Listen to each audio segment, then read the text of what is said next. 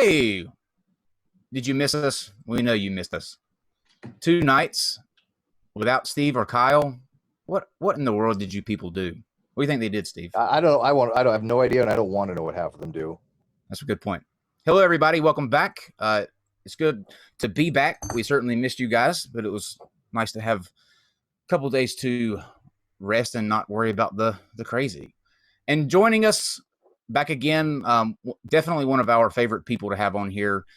We're going to see him tonight in probably, I know a lot of you would probably say that the debates are when he's at his best, but actually when he's talking about the subject that we're talking about tonight is when he's really at his best. So if you want to know how the man that buries creation science does it, he literally wrote a book on it. We're going to find out a little bit more about that. So welcome back, Aron. It's good to have you back here. Thank you very much. And I'm going to briefly go through what we have coming up, and then there's a situation that I want to discuss with you guys, and then we'll jump straight in. Tomorrow, we have What the If with the guys from the What the If Science podcast. They're going to be with us tomorrow at 8 p.m. Eastern. Oh, yeah. Okay, cool.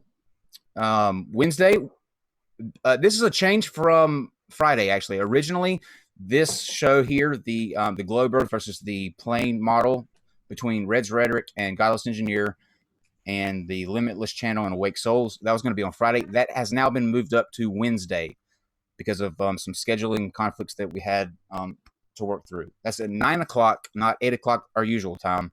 So that is now Wednesday, not Friday. So Wednesday's show is going to go to Friday, and then Friday's coming up to Wednesday. Thursday at 2 p.m., we have Cosmic Skeptic and Dr. Alex Malpass. They're going to be discussing Cosmic Skeptic's recent videos on objective morality, and that's going to be at 2 p.m. because they're across the pond, so we don't want them up at 3 a.m. talking about objective morality. That wouldn't end well for anybody, especially Steve, because Steve would get triggered. It's never a good thing when we talk about objective morality. Yeah. And then the last 2 things, next Wednesday, Vadim Newquist and Bunty King will be coming on to talk about freedom of speech. And then next Friday, we finally got this one settled. Adam Kokesh, who is running for the Libertarian candidate for president in 2020. He's also got a lot of notoriety from some protests that he did over the past couple of years. He's an Iraq war veteran. He will be coming on to talk about his campaign and why it's important to stick by your rights. So that's going to be next Friday at 8 p.m. Okay, so I'm concerned about the state that we're in as a human race at times. I thought, erroneously so, that believing that the earth is flat still at this time was probably as bad as it gets. I was wrong. I was very wrong. And I'd like to take you guys through a conversation that I had with a gentleman last night, a very nice gentleman, not confrontational at all. We had a pleasant conversation, but I was in awe at what we were discussing, because there are certain things that you would never think you would ever have to say. Like, the words would never come out of your mouth, ever. And I was saying things last night and having a conversation about an issue that you couldn't convince me 6 months ago I would be having.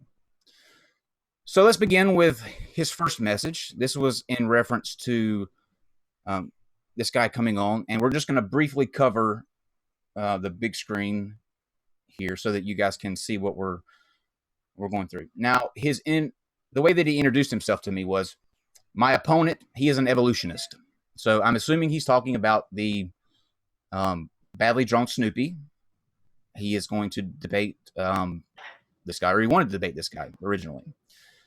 So I said in return, we'll go to the next piece. And what are you? And Dave? Atheist against evolution, pseudoscience. Dave, are you going to read his post, or do you want me to? Atheist against evolution, pseudoscience. I did read it. You couldn't hear me, though. Oh, okay. All right. So he is also an atheist, but he's against evolution and pseudoscience, okay? So this tells me a little bit about what I'm dealing with, but still I'm not concerned at this point. We carry on. I don't believe. Oh, wait, you want to do it? You got Dave? You got Dave? Go ahead. Okay, I don't believe in viruses either. we practice this for days. Now, I was in a state when I read this where at first you read it and it doesn't register. But then that sinking feeling kicked in. And I was like, I didn't read that correctly. I know I didn't. Or his autocorrect is covering a word that he meant to say something else. I know that I didn't read it. It said, I don't believe in viruses either. So I had to clarify. You don't believe in viruses? I debunked them, ERVs, as evidence for evolution. Oh, wow. I'm not sure I know what to say to that right now. Because that literally, guys, that blue bubble that you see was literally the realest I have ever felt in text form. Because I did not know what one was to say to another person when somebody looks at you and says, I don't believe in viruses either. It's not a situation that your brain is prepared to handle. Nonetheless, I carried on. Can you send me your sources for viruses being a hoax? I'd like to look into this. So he sends me. Oh, wait, wait. It went a little bit wonky there. Sorry. That's okay. That's okay. A link to a video, a YouTube video, a video that he made himself. So the source that I got when asking for the source that convinced him that viruses weren't real was his own video. At this point, I am confused. I am lost. So I have to clarify. There is no peer-reviewed paper. No sources. Just a hoax industry. I made a video on it. But how do you arrive at that conclusion? Now, here's where we're going to get into a weird thing. When foot fungus made my wart go away. Okay, I'm crying literally at this point. His next piece of evidence. When I saw no one know how a cell can make more virus. Unfortunately, there was another one. When I saw CGI viruses. Now, here we arrive at an interesting point in this conversation. It seems to me that those who hold a belief that is way against what we know to be true, there's a link between their beliefs and the letters C, G, and I. If it's flat Earth, NASA is always making CGI images. Always. That's one of their cornerstones. And now we see that that is infecting viruses. And that's irony for you right there. But CGI viruses. Okay? There's more.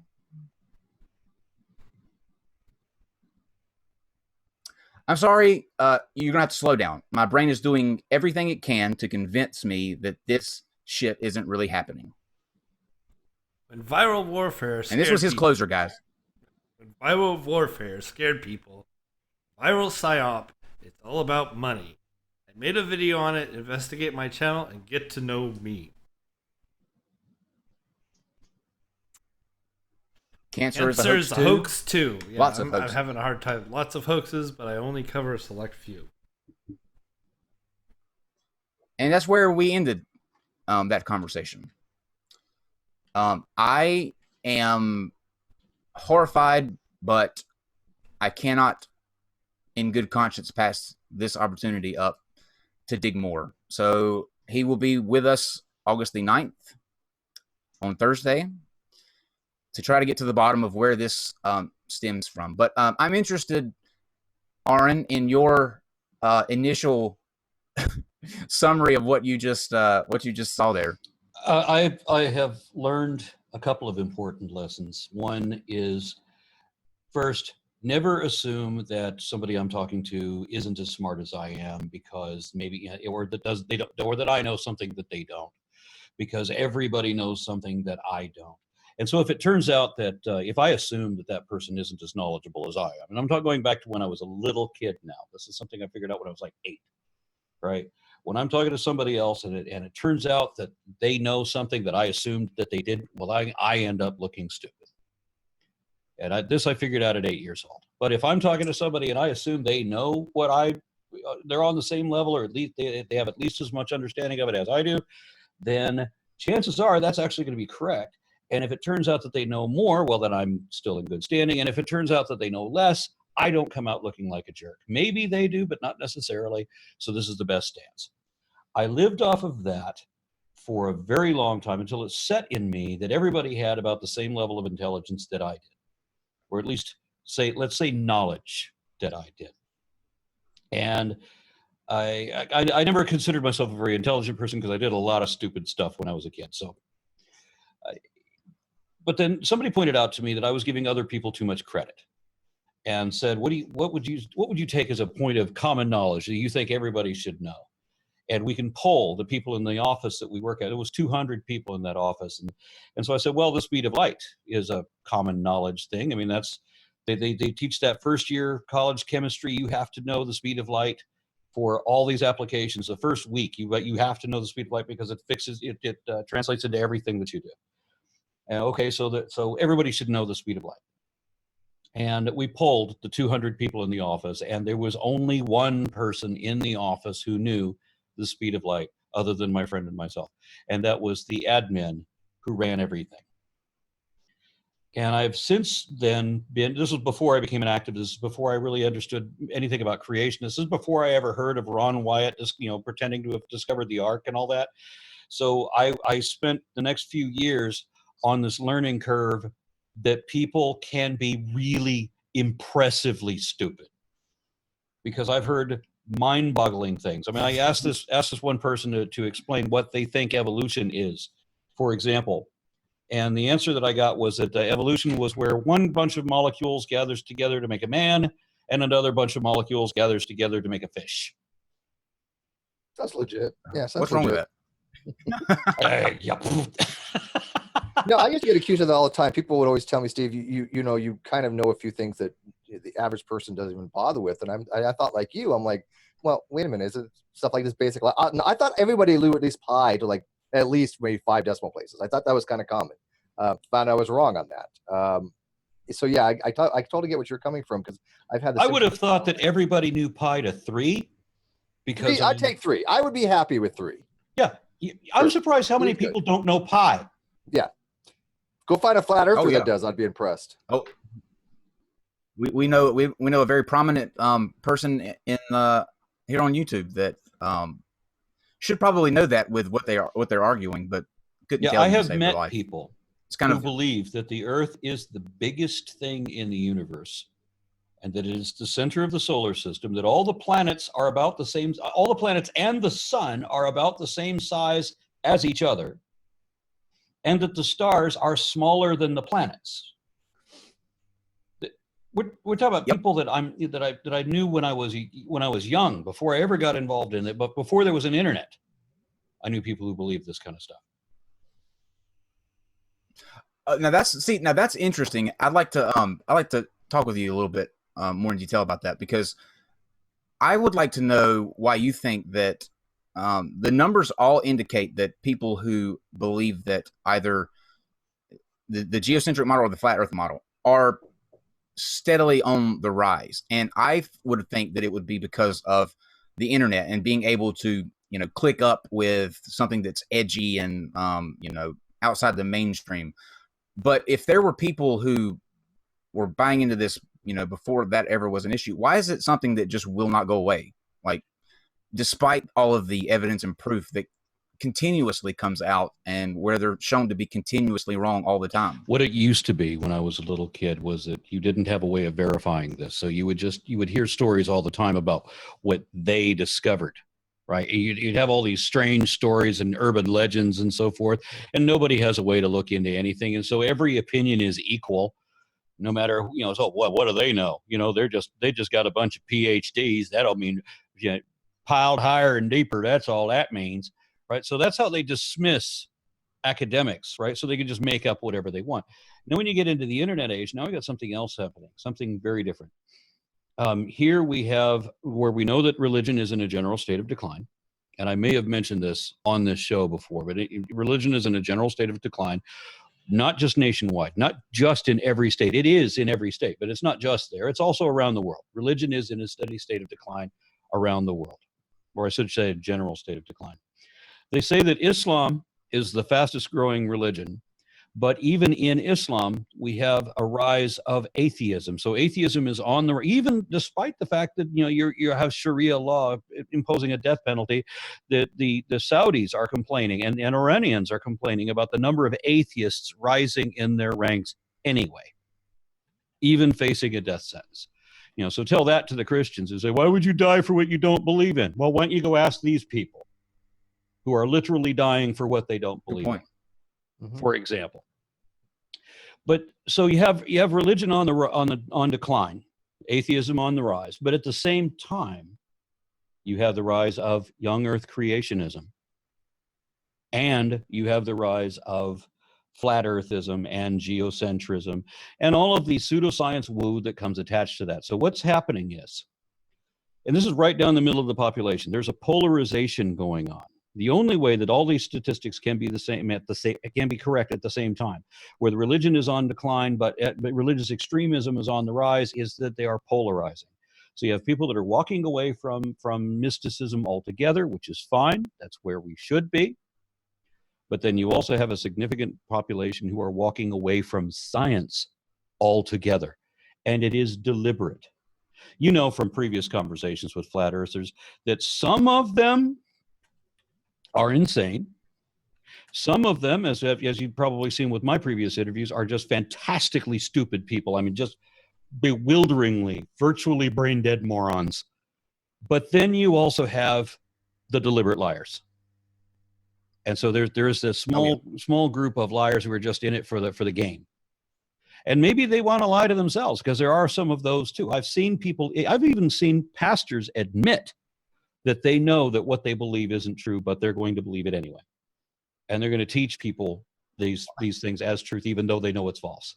So they come out and admit all of that. So that's what you've got going on. You've got people that are walking away from rationality. It's the irrational versus the rational. That's where we are. I mean, it's one thing to hold. Why though? I mean, if you hold a belief that you know something is not true, you're out there and you're preaching something that you're literally at that point disseminating willfully false information. I've never understood that. Okay, I've seen people do that. I've seen people that have, and later on they've changed and said, you know what, I no longer could have done it anymore. So you think that's a coming out phase of some sort, or?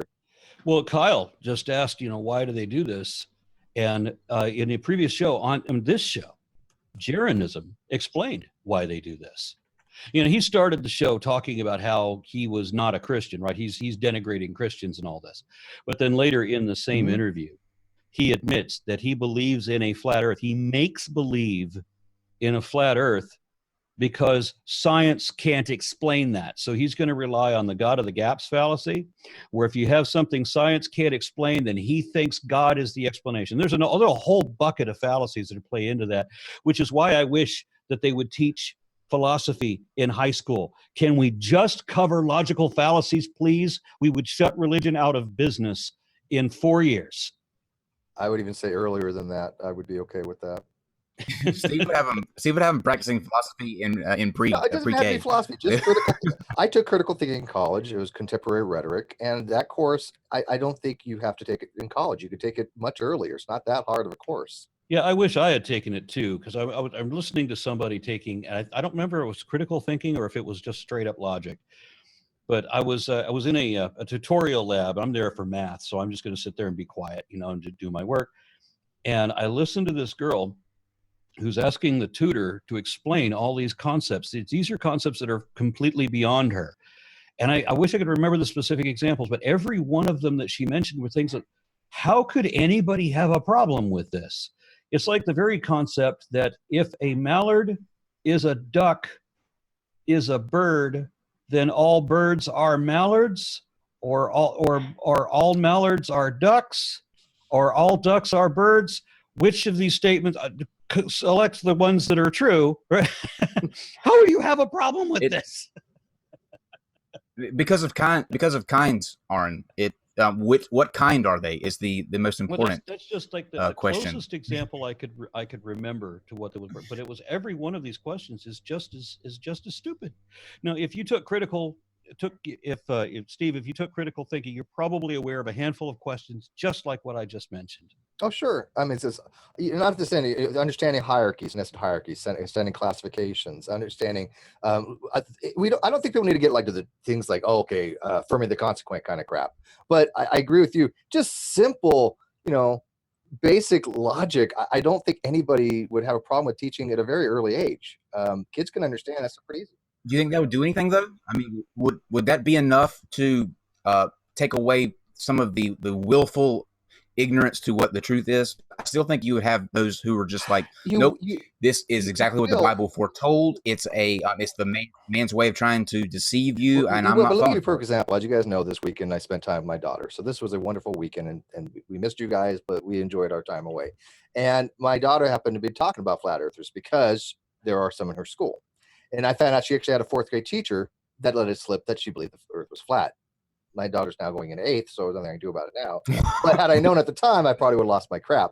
But okay, so anyways, no, she does, right? And she goes, well, I know the earth is a flat, Daddy. Those guys are idiots. But you know what? I watched some videos and they do have some interesting questions. And I'm like, no, they don't, honey. And I said, take your best shot. And she asked me about compositing of shots of the planet. And she said, well, is there really no actual shot of the earth? And I'm like, well, there actually are true shots of the earth. But I explained to her how compositing work. And she said, you know what? That makes a lot of sense.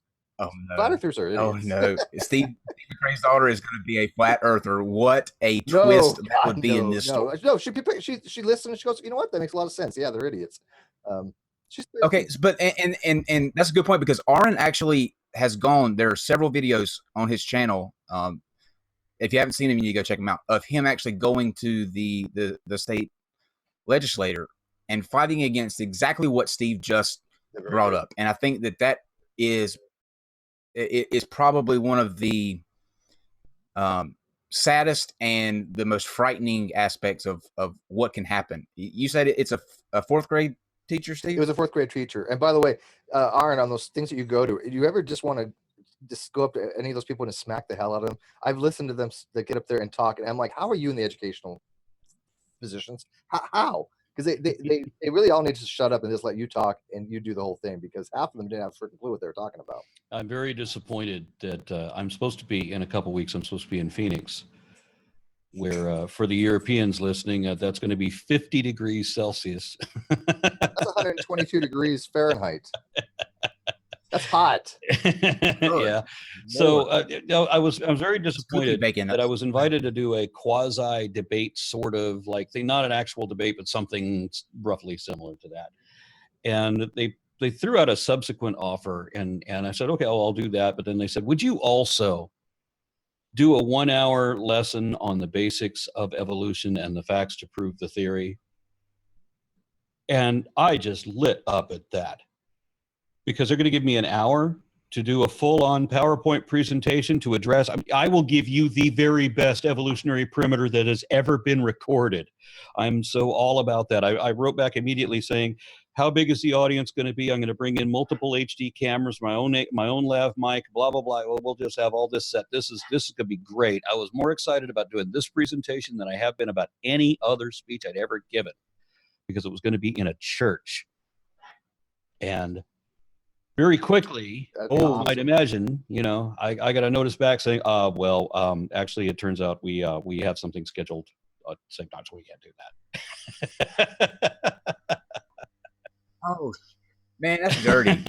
That is dirty. That would have been epic. Are you not doing the thing at all, or just in another location? No, they weren't going to allow that.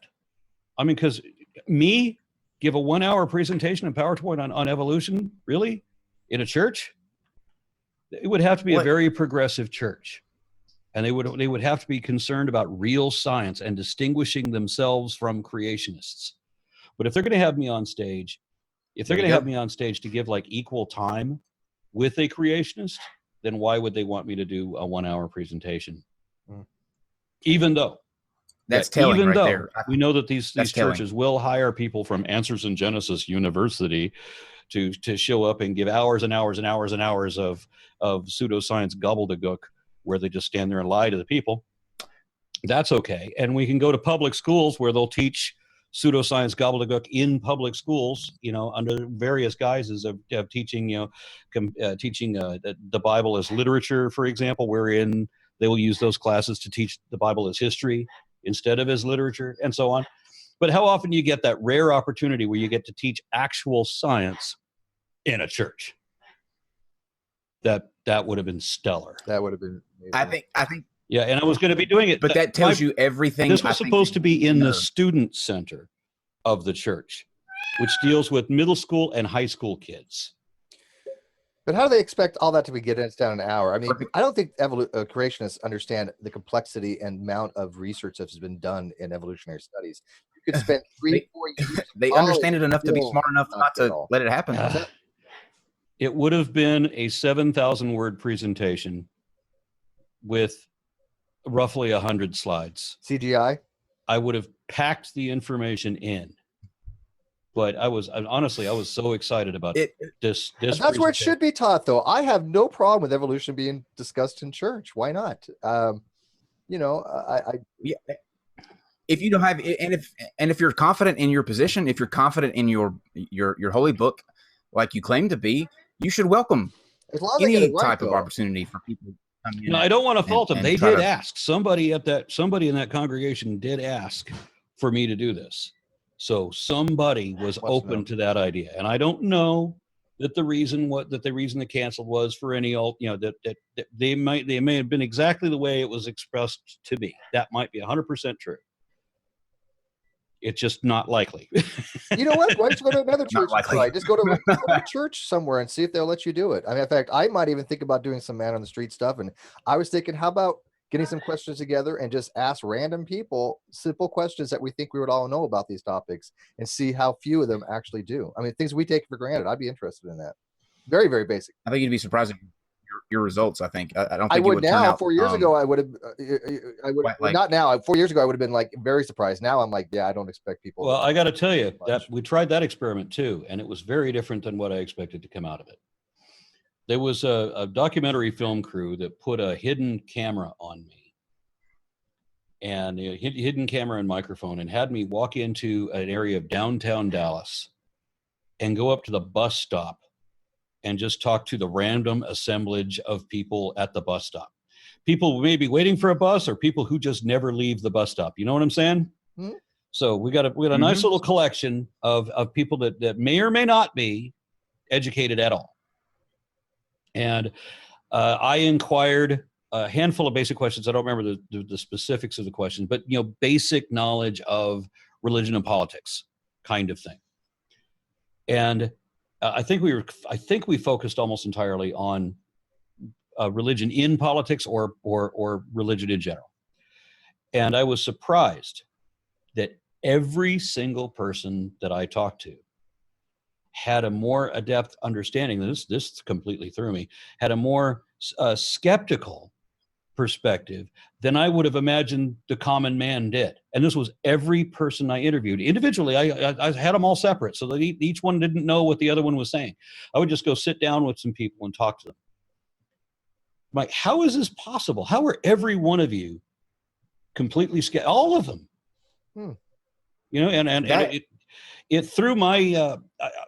I love finding out that I had a prejudice that I didn't know that I had, because it puts my shit in check. So when I go to the bus stop and I pick out somebody like, I bet he never went through, he never got to high school. It's not like he didn't never get out of high school. He never got in to high school. So I go talk to that guy, and he knows more than I thought the average man should. It defies all the polls that I've seen. Now, it's a tiny little sample set. I talked to 10, 12 people, but still. Absolutely. And I think we can agree that based on this past election, polls don't really mean what they used to anymore. I don't think. I don't think they really have their fingers on the pulse. But when you're talking about you teaching, that's kind of why we wanted to bring you on here to kind of speak to that a little bit, because I had a really good friend of mine in college. His name's Derek Hagan. So if you're listening, hello, Derek. Derek was a performer. He did improv at a comedy club that was downtown when I was in college. And I would go and do shows, every so many weekends at that comedy club, and we would work together. Fantastic guy. I mean, just brilliantly funny, smart as one of the most brilliant people I've ever met.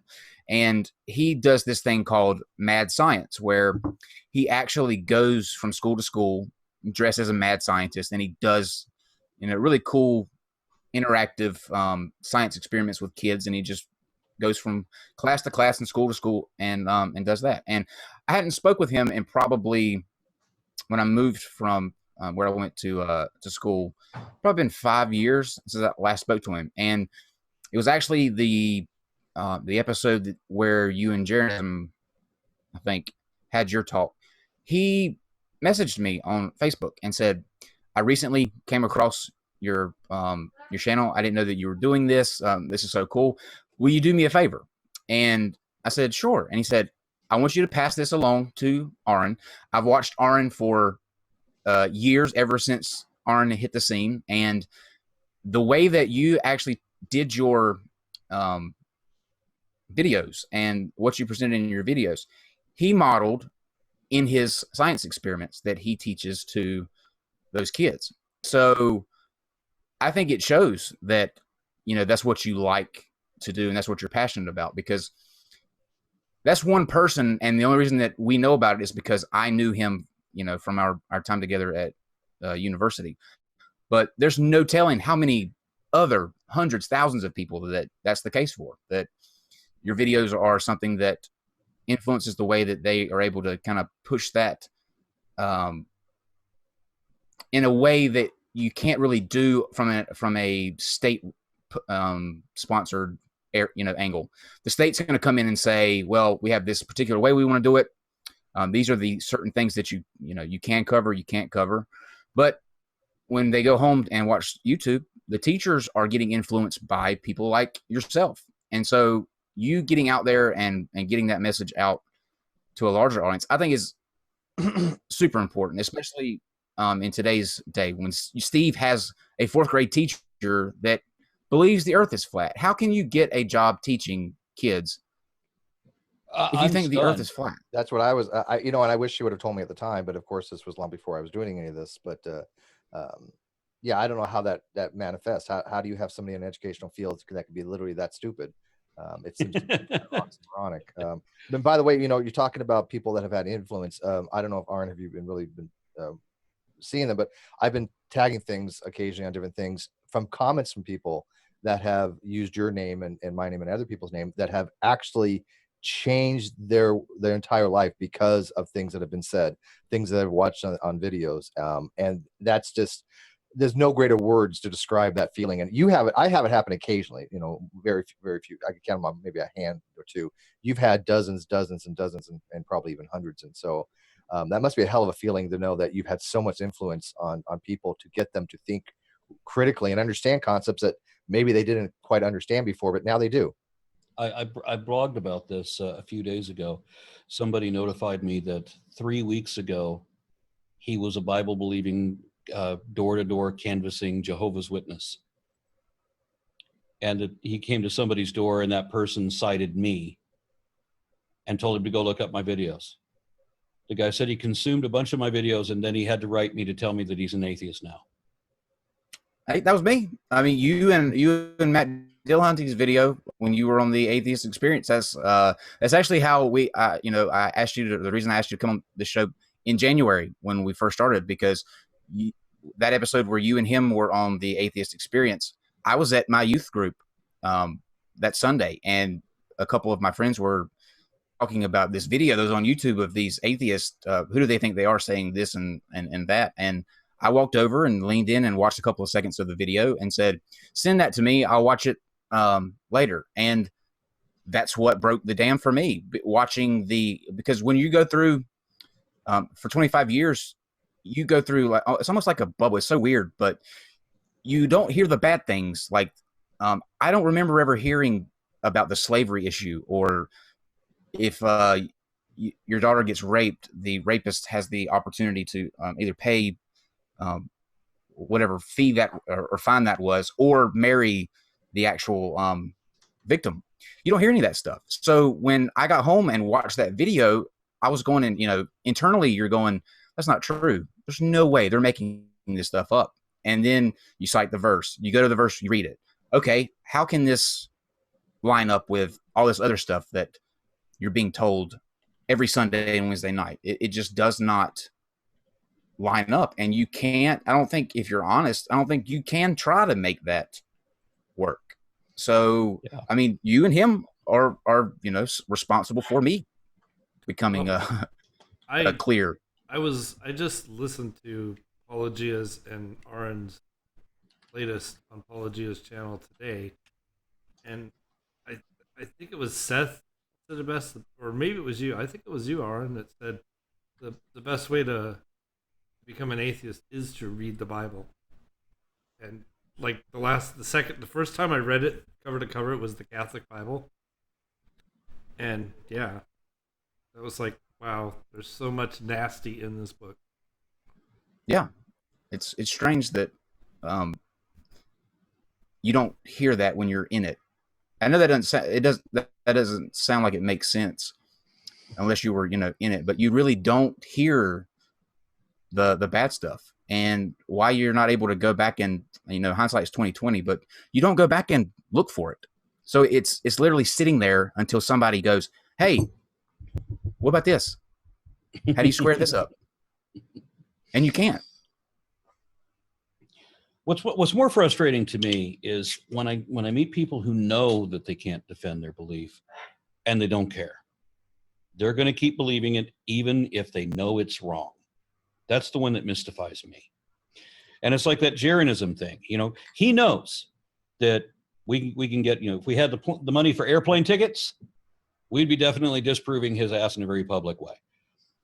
But he's not interested in that. He does not care what the truth is. He knows that the truth is not what he believes it to be. He believes in terms of make-believe. It's the power of pretend.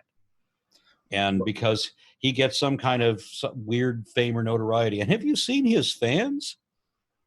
We see them on a daily basis. Yes, they're bizarre. Wow. We see them on a daily basis. We've seen them. They've come over and said hi. Well, and I'll tell you this: we had Reds put a challenge to Jaronism to come up with a model of the flat Earth that worked. Jaronism said that he had one, and they agreed. This was after he talked to me, right? Yes, this was. Oh yeah, this was this past Friday.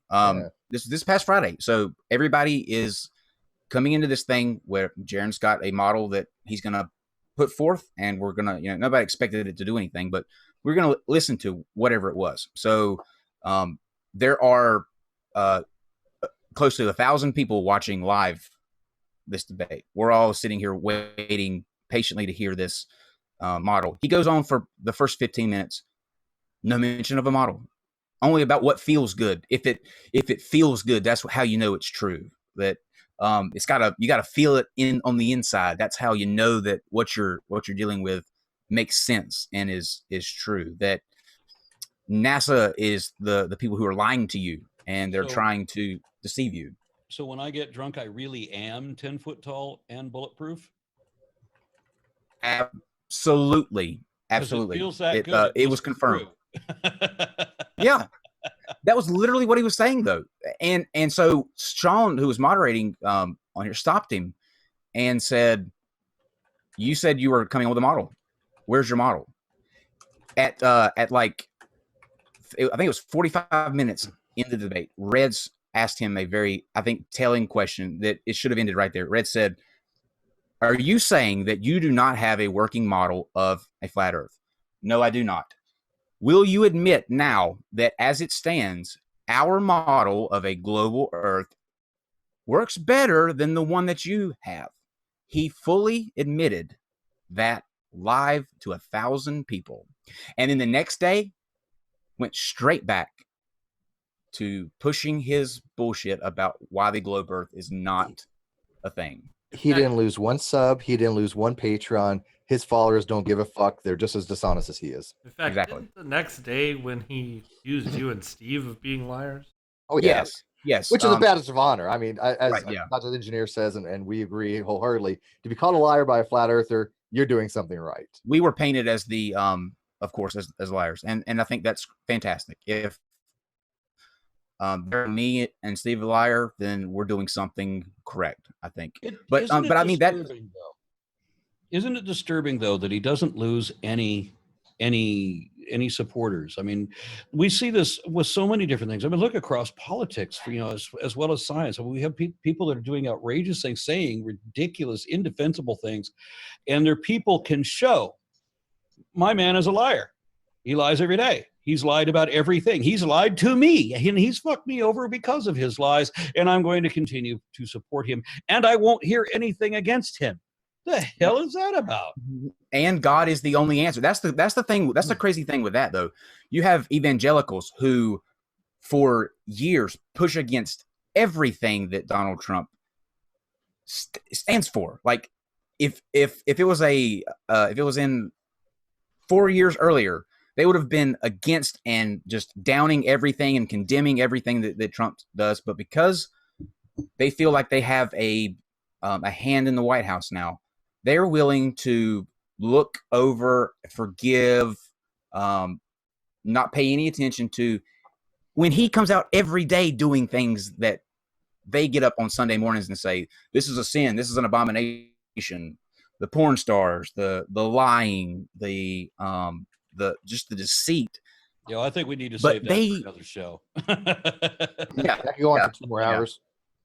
Yeah, that could. But yeah, it's because I think, and this is on the flatter thing with Jaron, and the reason that he doesn't lose subs, because that crowd likes being the black sheep. They like the edginess of their movement. They like that it's being looked down upon, or that the shills try to stop them from finding the truth. 90% of them, I guarantee there's nothing to a flat earth. Nothing. Zip. Zilch, nada. But it's a cool club to be in because you get all kind of attention and you get all this kind of publicity, and you're in the middle of everything, and you get to go around and troll. It's a club. That's all.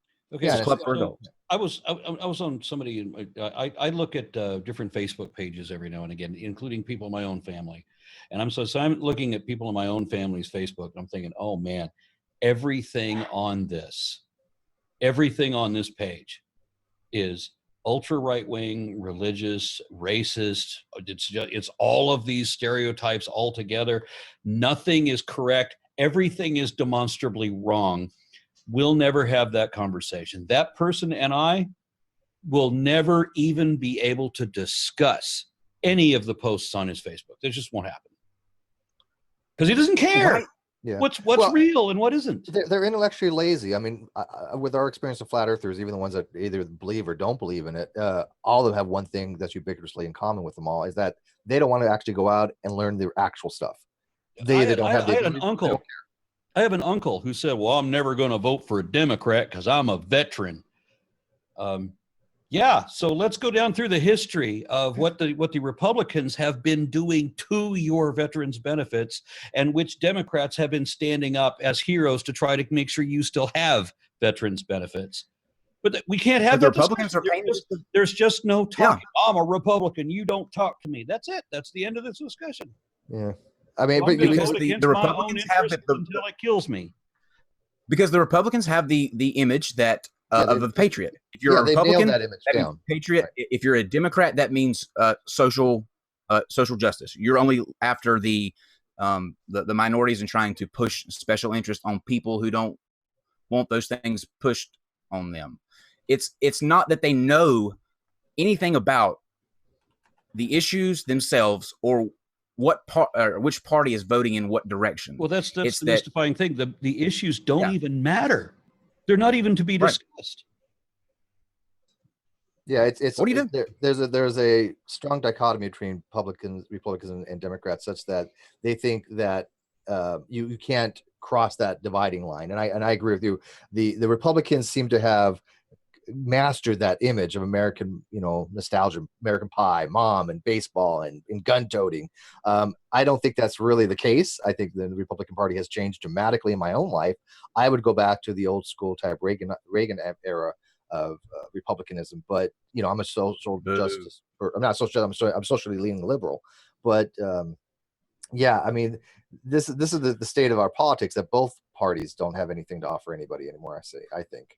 Well, he's going to win again. It's hard for us to look at both parties in the sense of both parties. I mean, because do you realize that independent parties, there are numerous independent parties that now outnumber, collectively, they outnumber Democrats and Republicans combined. Yep.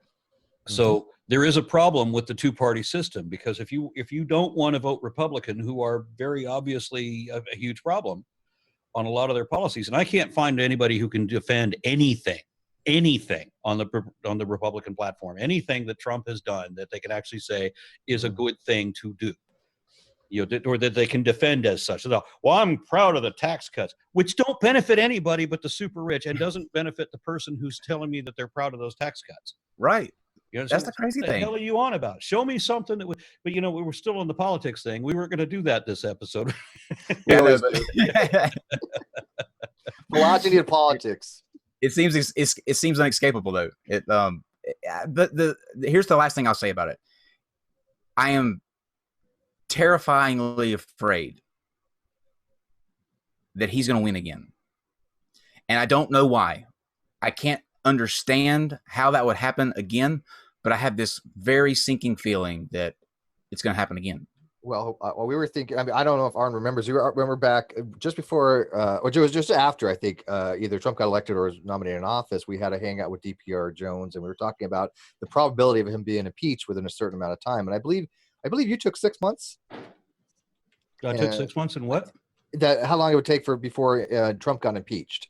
And I think you took 6 months. I took a year, but again, I gave too much credit. Remember when you said I give too much credit to people, that I think that they're smarter than they are? They habitually disappoint me. Yep. Amen. I think that sums up everything with politics and the religious. Yeah, I wasn't expecting this. I really wasn't expecting this. When Trump got up there and said that sure, his intelligence agencies say that it was the Russians, but he has Putin saying that it's not the Russians. And so who's he going to believe? He's going to believe Putin, right? But then the next day he does the wouldn't thing. But if you take into context what he said the previous day, the rest of what he said the previous day, and the addition of what he said that day too, he said, might have been the Russians, could have been a lot of other people too. That is not accepting what your intelligence agencies, because they didn't say could have been a lot of other people too. Could have been the Russians. No, they said it was the Russians, not a lot of other people. Well, he doesn't accept his science advisors either, so. Right, he doesn't. Well, he's lying to the public both times. Sure. The intelligence agencies is how the Republicans then say, "Oh, well, he changed would to wouldn't," and so we could ignore everything that he just said and everything that he said the previous day. And everything I'll tell you why. Prior to that as well. And so we'll just say, oh, he clarified and he's corrected it. When obviously he hasn't. The man just said it was an incredible idea that we should let dictators name our citizens that we would then extradite to them with no evidence of wrongdoing, because some dictator says, I want that guy dead. Wow. No, fortunately, Congress stood against him unanimously. And this is one of those, how rare is it?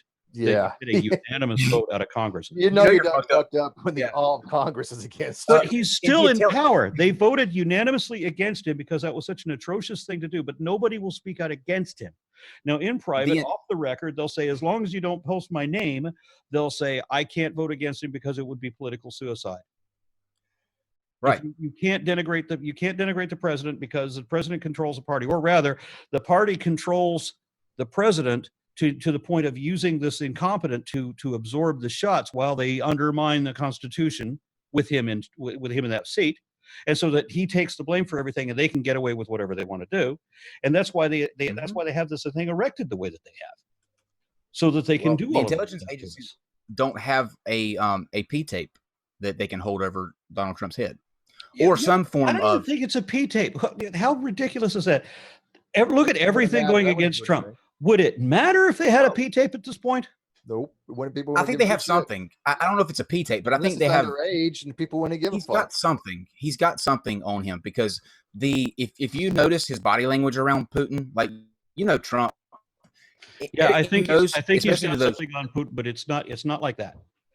I think Putin has something on Trump. Oh yeah. The effect that Trump is mesmerized by real powerful people, because Trump has a narcissistic personality disorder that causes him to look up to despots, because they're the strong ones. That's why he expressed admiration for Hitler and for Mussolini and for Kim Jong, both Il and Un, and of course for Putin. Didn't he also say? I think he even praised Stalin at one point. So he loves dictators because they're the real powerful people, and he's terribly insecure in himself. You can have literally thousands of people protesting in the streets that he showed up in their country, and he will just pretend that there's always protesters for anybody that ever goes over there. It doesn't matter who they are. It doesn't matter that this is the first time ever that this has ever happened. He thinks it happens all the time, and he thinks there's other thousands that are protesting for or that are demonstrating for him. No, and it has no way to reach this guy. It has to be something devastating. Bizarre. It's not just financial. It's not just something that would blow over. I think Putin has something that would be just unrecoverable for Trump, and that has to be something pretty. He's going to empower Trump to be a king. Yep. Or there's collusion, there's all kind of the extents we've never seen before. Think about it. If Trump promises if Putin promises, for example, that Trump could have dictatorial power.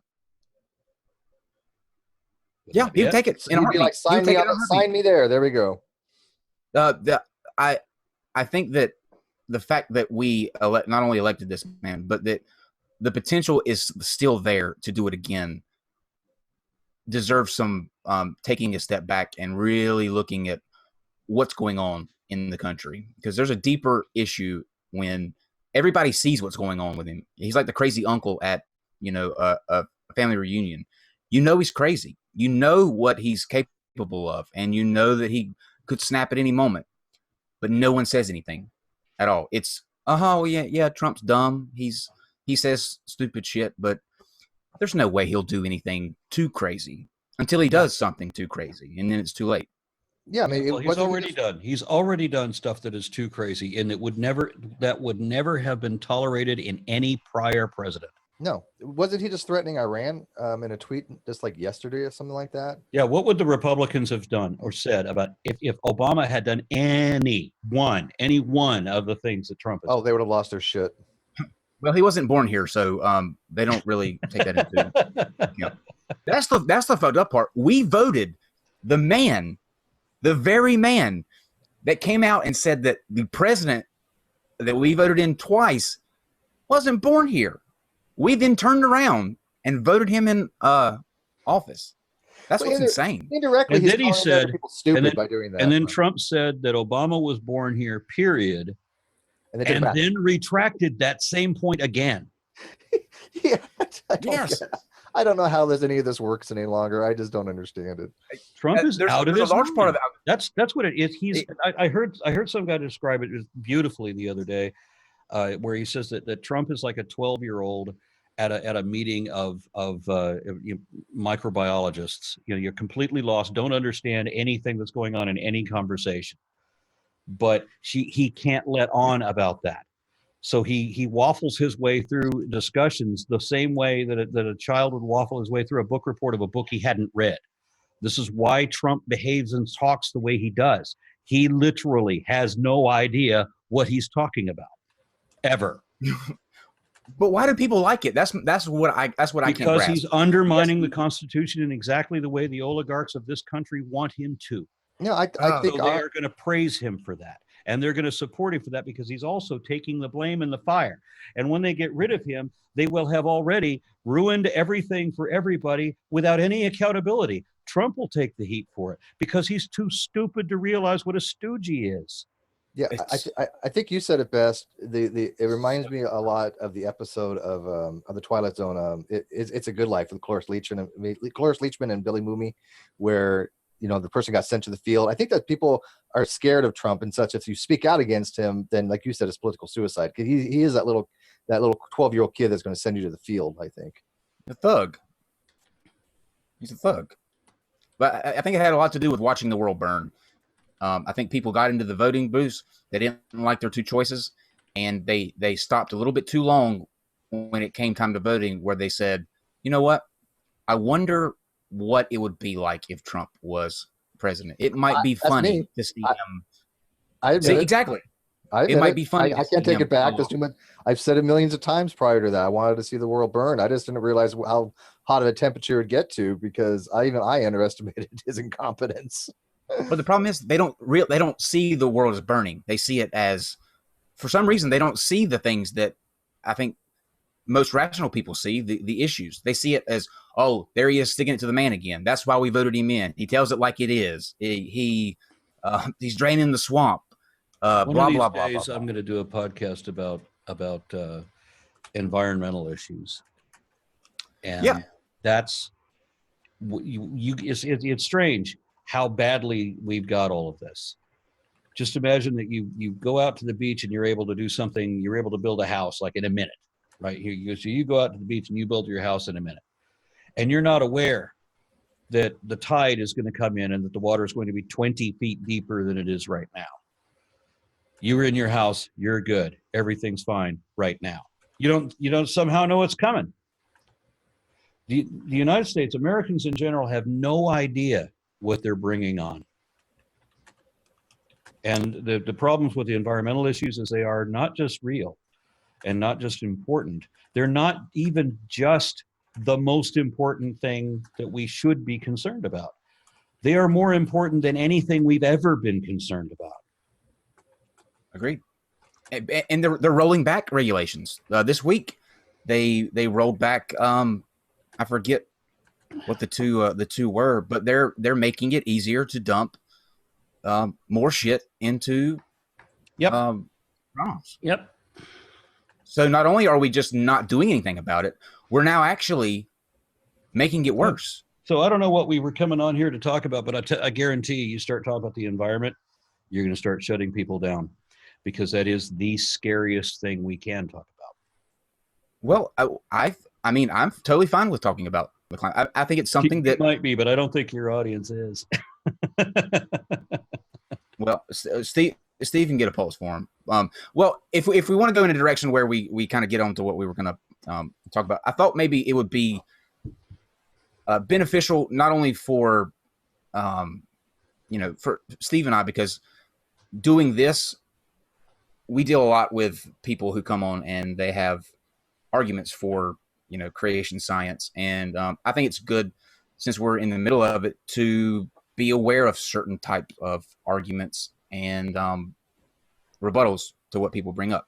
There's one example that I want to bring up here in just a second that Steve has explained I don't know how many times to I don't know how many people, and those same people will come back on and make those same exact points. But to the people who watch us, I get a lot of emails saying that I was having a conversation with my aunt the other day, or my brother, and they brought this up and they brought that up. I thought it'd be kind of cool to have you come on and hit what you think are the biggest claims that Christians make in terms of creation science, and the best ways to, in a casual conversation, if people are having with their family or whatever, to push back on that and feel like they have some kind of knowing what they're talking about. Because, go ahead. It sounds like you're asking for a summary of the foundational falsehoods. Mm-hmm. Yeah, exactly. Okay. Well, I mean, the first thing is that they do seem to have a false dichotomy where everything boils down to whether there's a God or not a God. That's the thing that bothers me the most. They have a worldview where creation accounts for life, the universe, and everything. And so they imagine that evolution must be the one and only possible alternative viewpoint, and that it has to be a worldview, that evolution also includes the beginning of the universe, and the beginning of life and all of this. So they have to put everything in. Remember, they're fundamentalists. They want a very fundamental understanding. Mhm. So they put it into this false dichotomy so that they can weigh it out equally. There's also a false equivalence thing where, you know, whatever you believe for whatever reason is an equal opinion. It doesn't matter that, you know, one can be proven right and the other can be proven wrong, both at the same time. So that's the first thing, is just the very perspective that they start from. Then they're at the very best, the best that we can say about any of the claims of creationism is that none of them can be proven to be true. That's the best we can say. Okay. Because there's a whole lot we can prove to be false. So then we just have to get into specifics about what the claims are. Well, let me bring this up as an example. Because we hear this on this show. It's the one example. It irks me every time I hear it, and I don't know why it keeps getting brought up time and time again. Because, like I said, Steve has, I think, done a really good job and has actually spoke to the woman. But Steve, I'm gonna let you explain it. The dinosaur tissue and the Dr. Mary Schweitzer. Yes. Yeah, for brevity's sake, Dr. Mary Schweitzer is a very famous scientist that basically did a study on a T-Rex femur, which was about 65 million years old. And in her study, she actually found what's called collagen, which is a type of protein, a structural protein. And this was very revolutionary because the scientists at the time didn't think that things like that could last that long. And to explain it, that she came up with a preservation mechanism dealing with iron from heme. And so there's a couple of papers she wrote on this, and yet there are still creation scientists out there that are using her name to say that it has proved young Earth creationism or demonstrated evidence for young Earth creationism. Although she is a Christian, she is a theistic evolutionist, and she's very adamant about her God belief, but she takes science and believes in science wholeheartedly. And she's actually told them, stop using my name. Nobody's ever said that I couldn't do any of this. And that, because they said that she was in fear for her job, so she had to change her story, and there was persecution against her. She didn't have any of that. So I think that's the story that you're kind of relating to, because she's a very nice woman and brilliant. And I've read her stuff, and it's amazing. But young Earth creationists still twist this to make it sound like, oh, we found red blood cells, which by the way, she didn't, that means that the Earth can only be 6,000 years old. So I had this argument. The same people do. I had this argument with Pastor Bob Enyart of Denver Bible Church. Mm-hmm. Oh, and man. Really? Oh, I think I did have seen. Yeah. We had a written debate that I couldn't believe that he agreed to, and even less than I couldn't believe that he actually jumped into. I mean, he actually did it for a couple. You've been on his radio show, right? I was. Yeah, I just was really surprised. I was really surprised that even after he promised his readers on his show that he would do this written debate with me, I was surprised that he actually showed up. Wow. Because he brought in like 3 or 4 scientific articles, and he said what they said, you know, in each of these articles that supports his point. Well, we read through them. None of the articles said anything remotely similar to what he said they did. None of them.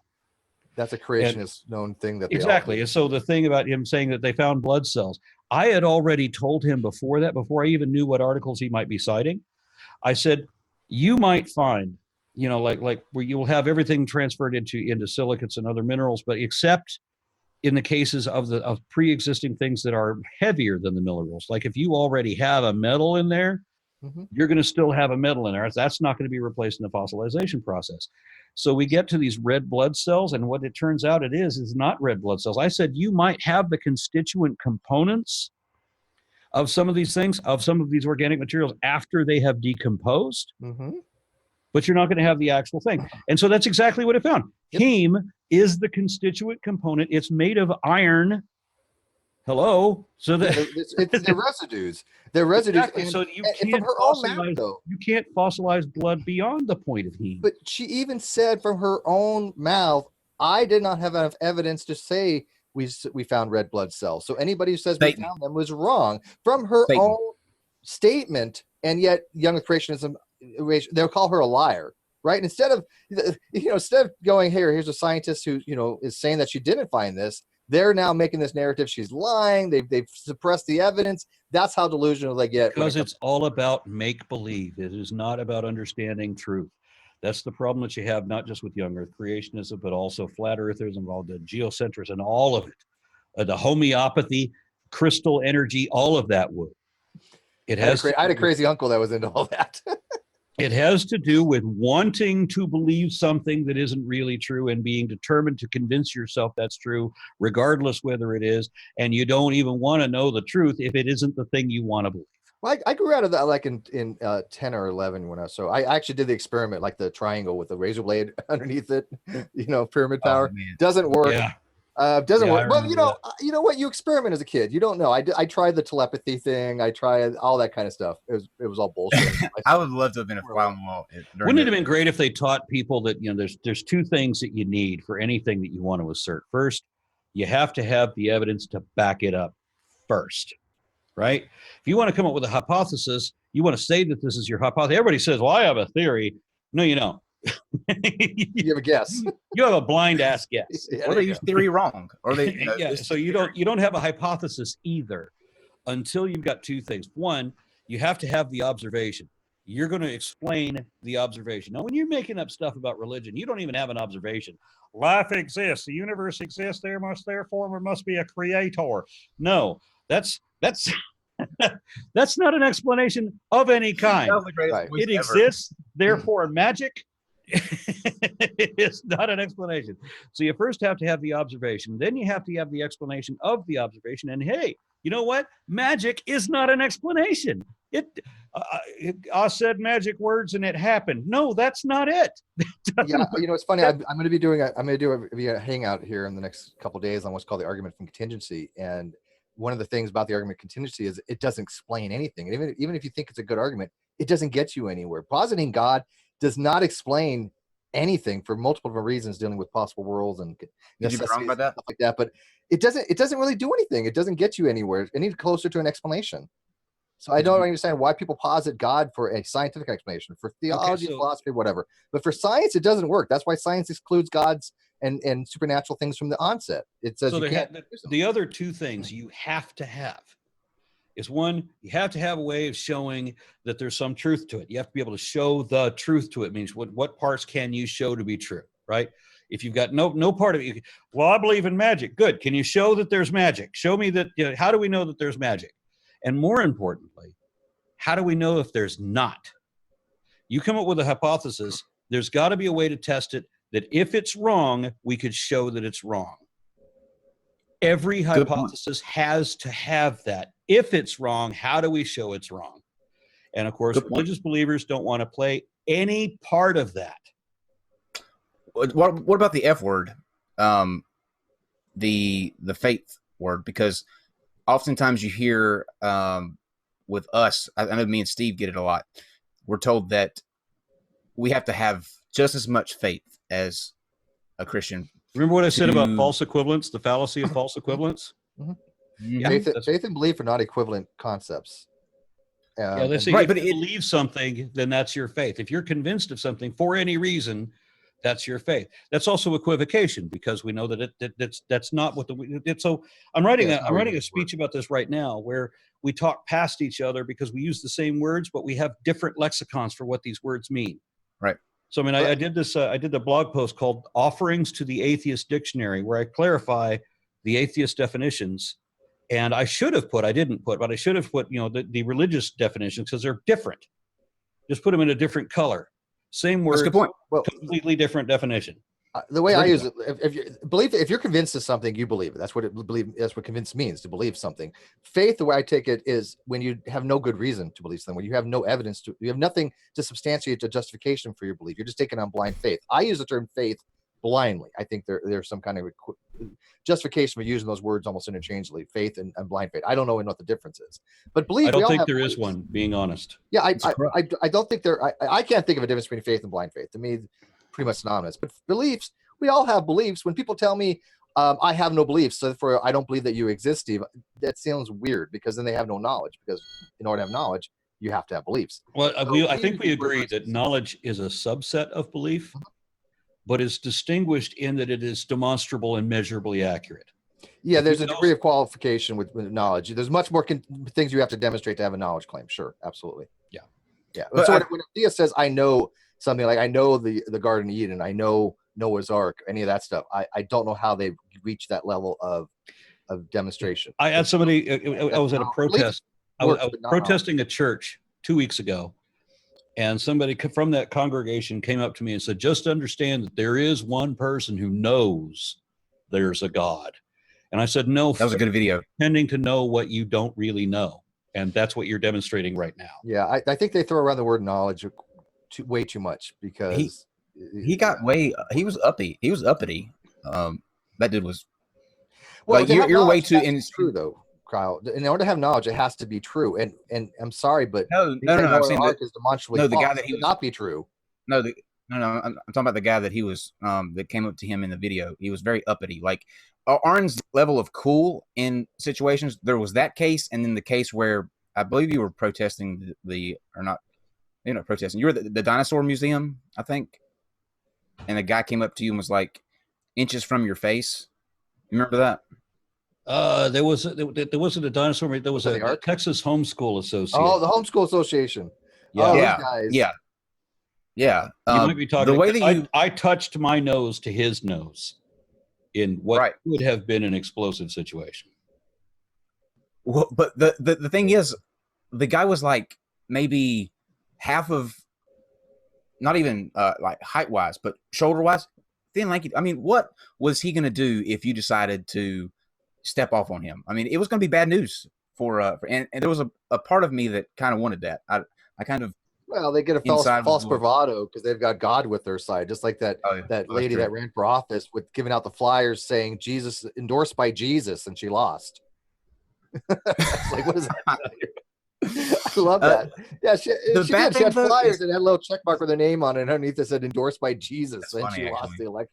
That's funny. The bad thing though is that I see more and more two things. People painting atheism as a religion and somehow thinking that they can lump all atheists, because the only thing that unites atheists is their lack of belief in a God. Everything else is different. Everything else is, they have different views on abortion. I mean, you name it, it's all different. There's not one ideology that unites atheists. They have different views on viruses. They have different views on viruses. Yeah, clearly on viruses are contentious among atheists. but two is this move to paint, in addition to that, to paint science. And I don't know why this is catching on too, but there's this word called scientism that keeps getting floundered about. Like it's I don't even know how to describe it because it's so ridiculous. It's a combination of false equivalence and projection, and the type of projection that they're doing is one that some people have called the thing where you accuse somebody of the thing that you're guilty of, right? Well, this is where you're accusing someone else of being guilty of the thing you're only guilty of, right? So it is the pot calling the silverware black. Yeah, there actually is a term out there, scientism. It's very rarely used, but the actual scientism is where you have a scientific method. A scientific method is only supposed to be used for science. And there are instances of people inappropriately trying to use a scientific method for other things. That's when scientism comes in. Yeah, so somebody wrote... That's all it is. 70, 80 years ago, somebody wrote something about the central dogma of cellular biology. And then the religious institutions glommed on that. See, he said the word dogma. That proves science is a religion. That's like the first thing you learn in biology is central dogma of biology, right? There was early. I hate to do this to you, Aron, but we get so many posts about it that I feel like it's necessary to address for the one person that you might be able to reach, and that is explaining what Kent got wrong about the word kinds, because I see that every day. There's a post about comment from kinds, like, well, he still couldn't explain what kinds meant, or you still can't say that a dog will come from a not dog. And I know that you've done it to death, but Exactly. What I mean, kind of dog is it? Is it a hound? Is it a terrier? Is one of the toys? Is it one of the working dogs? What kind of dog are we talking about? The word kind can just apply to every damn thing, right? What kind of wrench do you have? Is that what kind of screwdriver? Is that Phillips or flathead? So the word kind is very ambiguous in all other applications. But when we're talking about evolution versus creationism and what do they call I forget what their replacement for phylogenetics. Baronymology. Yes. So when we're talking about that, then there's a distinction. And I repeated this 50 times during your show. Yeah. That a kind differs from a mere phylogenetic clade in one respect. If you want to say that you already have a parent category of rodents, and from that you get a different kind of rodent, and that's called a squirrel, or as Kent Hovind put it, squirrel. you might have you might have 200 different species of squirrel, but they will always be squirrels, which of course are always going to be rodents, right? So the kind never changed, just became a squirrel, but it's still a rodent. So you have all these other rodents, and they're all the same kind. Well, no. If a rodent began, or if a squirrel began from a parent category of rodents, that's not a kind. That's a clade. The difference between a kind and a clade is that the squirrel didn't come from a rodent. The squirrel came from magic. Boom. Abracadabra, boom. God spoke squirrel into existence. Get yourself a glass of water. Even if that was the case, how do you get 200 different variations of squirrel, chipmunks, marmots, whatever? I mean, how many groundhogs, prairie dogs? These are all types of squirrels, right? They're all types of rodents. How do you get so much variety in only 7,000 years to explain all that? Or did God keep biogenesis? God couldn't have created each one separately, right? So if he created one squirrel kind, how do we get the different types of macroevolution? It's funny watching Kent Hovind's own presentations where he talks about ring species, and he talks about how new species develop that are not able to breed with their parent or sister groups anymore. So that's the creation of a new clade from an ancestral clade. So he understands all that. He gets all that. He's arguing for an evolutionary position, but is too damn dumb to realize that that's what he's doing. I should mention ring species. I might want to bring this up because I just had this discussion the other day. There are people actually that say there's no such thing as a ring species. And what they're doing is they misunderstand what Jerry Coyne's saying. Jerry Coyne wrote about this. He had a study that he was paid to do. And he found that there's no true ring species. In other words, there's always going to be hybridizations and gene flow and other things affecting the structure of the ring. But he admitted they're still ring species. And so there are creationists out there going, oh, even ring species were debunked. There's no such thing. And that was just, again, a bastardization of what they wanted to read into what Coyne was saying. Okay, let me give you an example of that. But they're not pure ring species. Things tend to be a lot more complicated than our illustrations, which are intended to simplify them. So I got into a discussion with this professor of philosophy who is very snooty, and I'm not sure he doesn't know exactly what I look like because he was looking at me down the end of his nose. But he told me,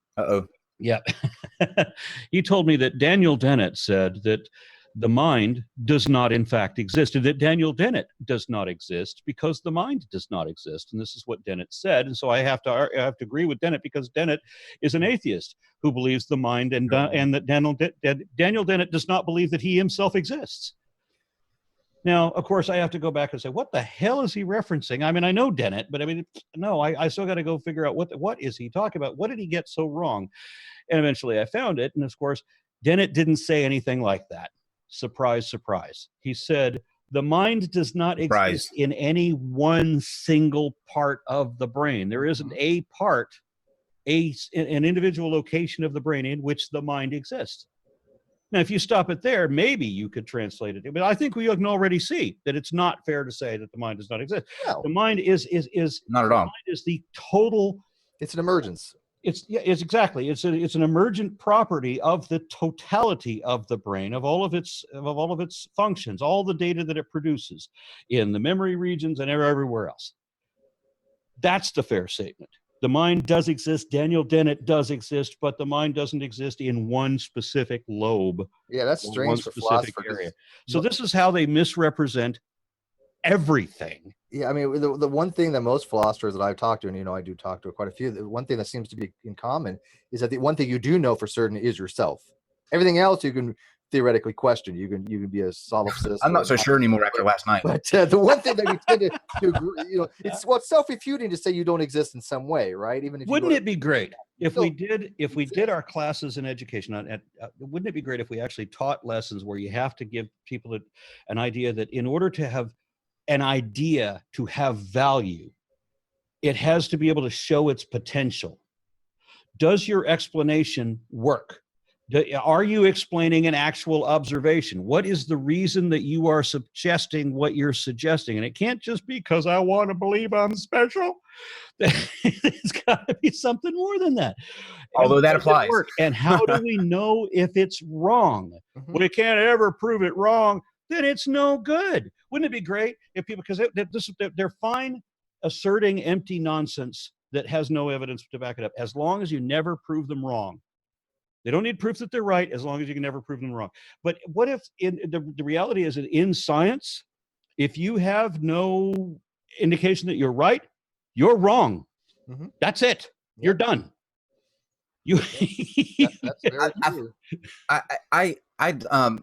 My hat's off to you, Aron, because I've only been doing YouTube for 6 months now, and in a very, very small compared to what you handle way, and I have already given up on humanity. How you've managed to go a decade and you're still in the middle of it, I think is impressive, and you might be a little crazy. I will agree with you on the latter part. I mean, I am no, seriously, because we have things that we need to be doing, urgent, really heavily necessary things we need to be doing that we're just absolutely not. We're just not even touching the things that we're supposed to be doing. I don't know how to phrase this. It's like the island is sinking, and you have two sheep smashing heads, because that's what sheep do. They just bash their heads, and they're gonna reign supreme over the female, right? And there is no female. There's just a million wolves on a sinking island, and those sheep are still bashing heads. That's where we are. That's how oblivious. That's a great analogy, though. I mean, I think what it and maybe you can tell me if I'm wrong, but I think today what our biggest problem is that everybody feels that they have their issue, and their issue is the most important.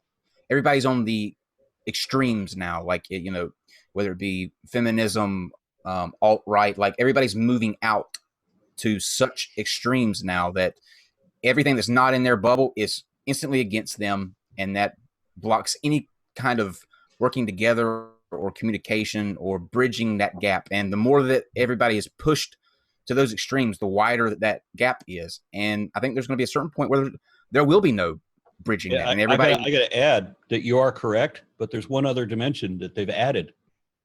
There's an extreme middle now. Extreme middle? Oh, that's interesting. So is that like you've got a range here, and all of a sudden it's just extended out to the. No. Here's what it is. I'm okay. I'm not on the left or the right. I'm in the middle, and I'm superior to both. of you. Okay. I get you. I'm not an atheist or a Okay. theist. I'm an agnostic. And for them, the people who are saying it for this reason, they're not saying that whether they're convinced or not convinced that a God exists. Many of them don't give a shit, one way or another. Yeah. They could believe, they could not believe. It doesn't matter. The point is they don't want to be associated with any religious believers for obvious reasons, and they don't want to be associated with specific atheists for obvious reasons. So they're going to pretend they're agnostic, so they don't have to identify with either group. I'm agnostic, but that's a ridiculous reason to be agnostic. I agree with you 1,000% on that. But you understand what I mean, because it's especially obvious in the political scheme. Yes. Where people refuse to identify as left or right, and they know. And I've had people admit this, that they take the same battery of tests that I do. Any test you can find, any quiz of your political perspective, make up all the bullshit excuses you want about why it's not. why it's not 100% accurate. We know there's nothing that's 100% accurate when we're trying to decide these things. We're trying to put things on a linear 2-axis scale. How accurate can it possibly be? But if the point is that if 6 out of 6 tests puts you on the left, you're not in the middle. Good point. Well, I mean, I believe there's a good point. There's a little bit of range, but I'm not a 50-50 kind of guy on those kind of things because. But you understand what I mean? I mean, if every test puts you on the left, why don't you just up and admit you're on the left? Yeah, labels. I get labels. Right and left a lot of times. But it's funny you're talking about Kyle, how people come to these things with their positions, thinking that the positions are the best and don't need to be worried about. And I think that buys in the narrative of they think all opinions and all thoughts and all beliefs are equal, and that's bullshit. Especially in science, there are certain positions that I'm sorry, but you don't even get a seat at the table. If you're a creationist, if you're a flat earther, you're homeopathy, any of that crap, you don't even get a seat in having a discussion when it comes to science, because that is so far out of the range of science that I don't know. There is no equality in beliefs. There is science, and then there's you're fucking wrong. You're fucking wrong doesn't get the status. Those are the people that should be at the table, though. I think those are the people that should be there listening to how people come to these, instead of getting their information from their echo chambers and info wars and these conspiracy threads. They need to be, I think, in some cases, the ones who actively want to, find the truth, pulled in and shown, like, okay, maybe we should go, walking through how you come to these conclusions. And I think there are certain cases where people get into this. It's a us versus them thing, and when they come with a different idea, it's instantly shut down, and that pushes them back further into their, delirious ways of thinking. Those are so I don't know people, how. though. I know it's rare. I know that's rare, but how do you navigate that, though? I mean, how can you determine if somebody's genuinely looking for an answer, or you're just being trolled? Especially on here. I mean, we deal with people every day that dinosaurs don't exist. Yeah, that's my biggest complaint too, is the lack of sincerity. Yeah, it's like it's not just the problem that these people don't care what the truth is, that it's become so prevalent that you can't tell who cares what the truth is, and right. who even is lying against their own position. I had an argument with this today. Somebody on Twitter was saying things that were so absurdly ridiculous, I could not possibly take that guy seriously. And so I thought better about it. I was just going to block him. I'm like, you are just trying to waste my time on purpose. But then I thought better about it, and I said, okay, I'm going to give you an answer. And I don't think you're going to be able to deal with this because it disrupts everything you're telling me. But here's the answer. And he surprised the hell out of me when he said his response to my response to him was to admit that he had no idea what he was talking about, and he appreciated my time. Huh. I didn't see that coming. That is something that rarely happens, though. You rarely hear, "I don't know." That's another problem. People, they're scared of saying, "I don't know." They're scared of admitting to someone that they don't have an answer. Wouldn't that be great if we could teach that answer first? For everything? Let's teach that first. Do you know, right? Unless you can show to some degree. Here's the rule, because people will want to drag this out into hyperbole to say that I can't even prove that I existed 2 weeks ago.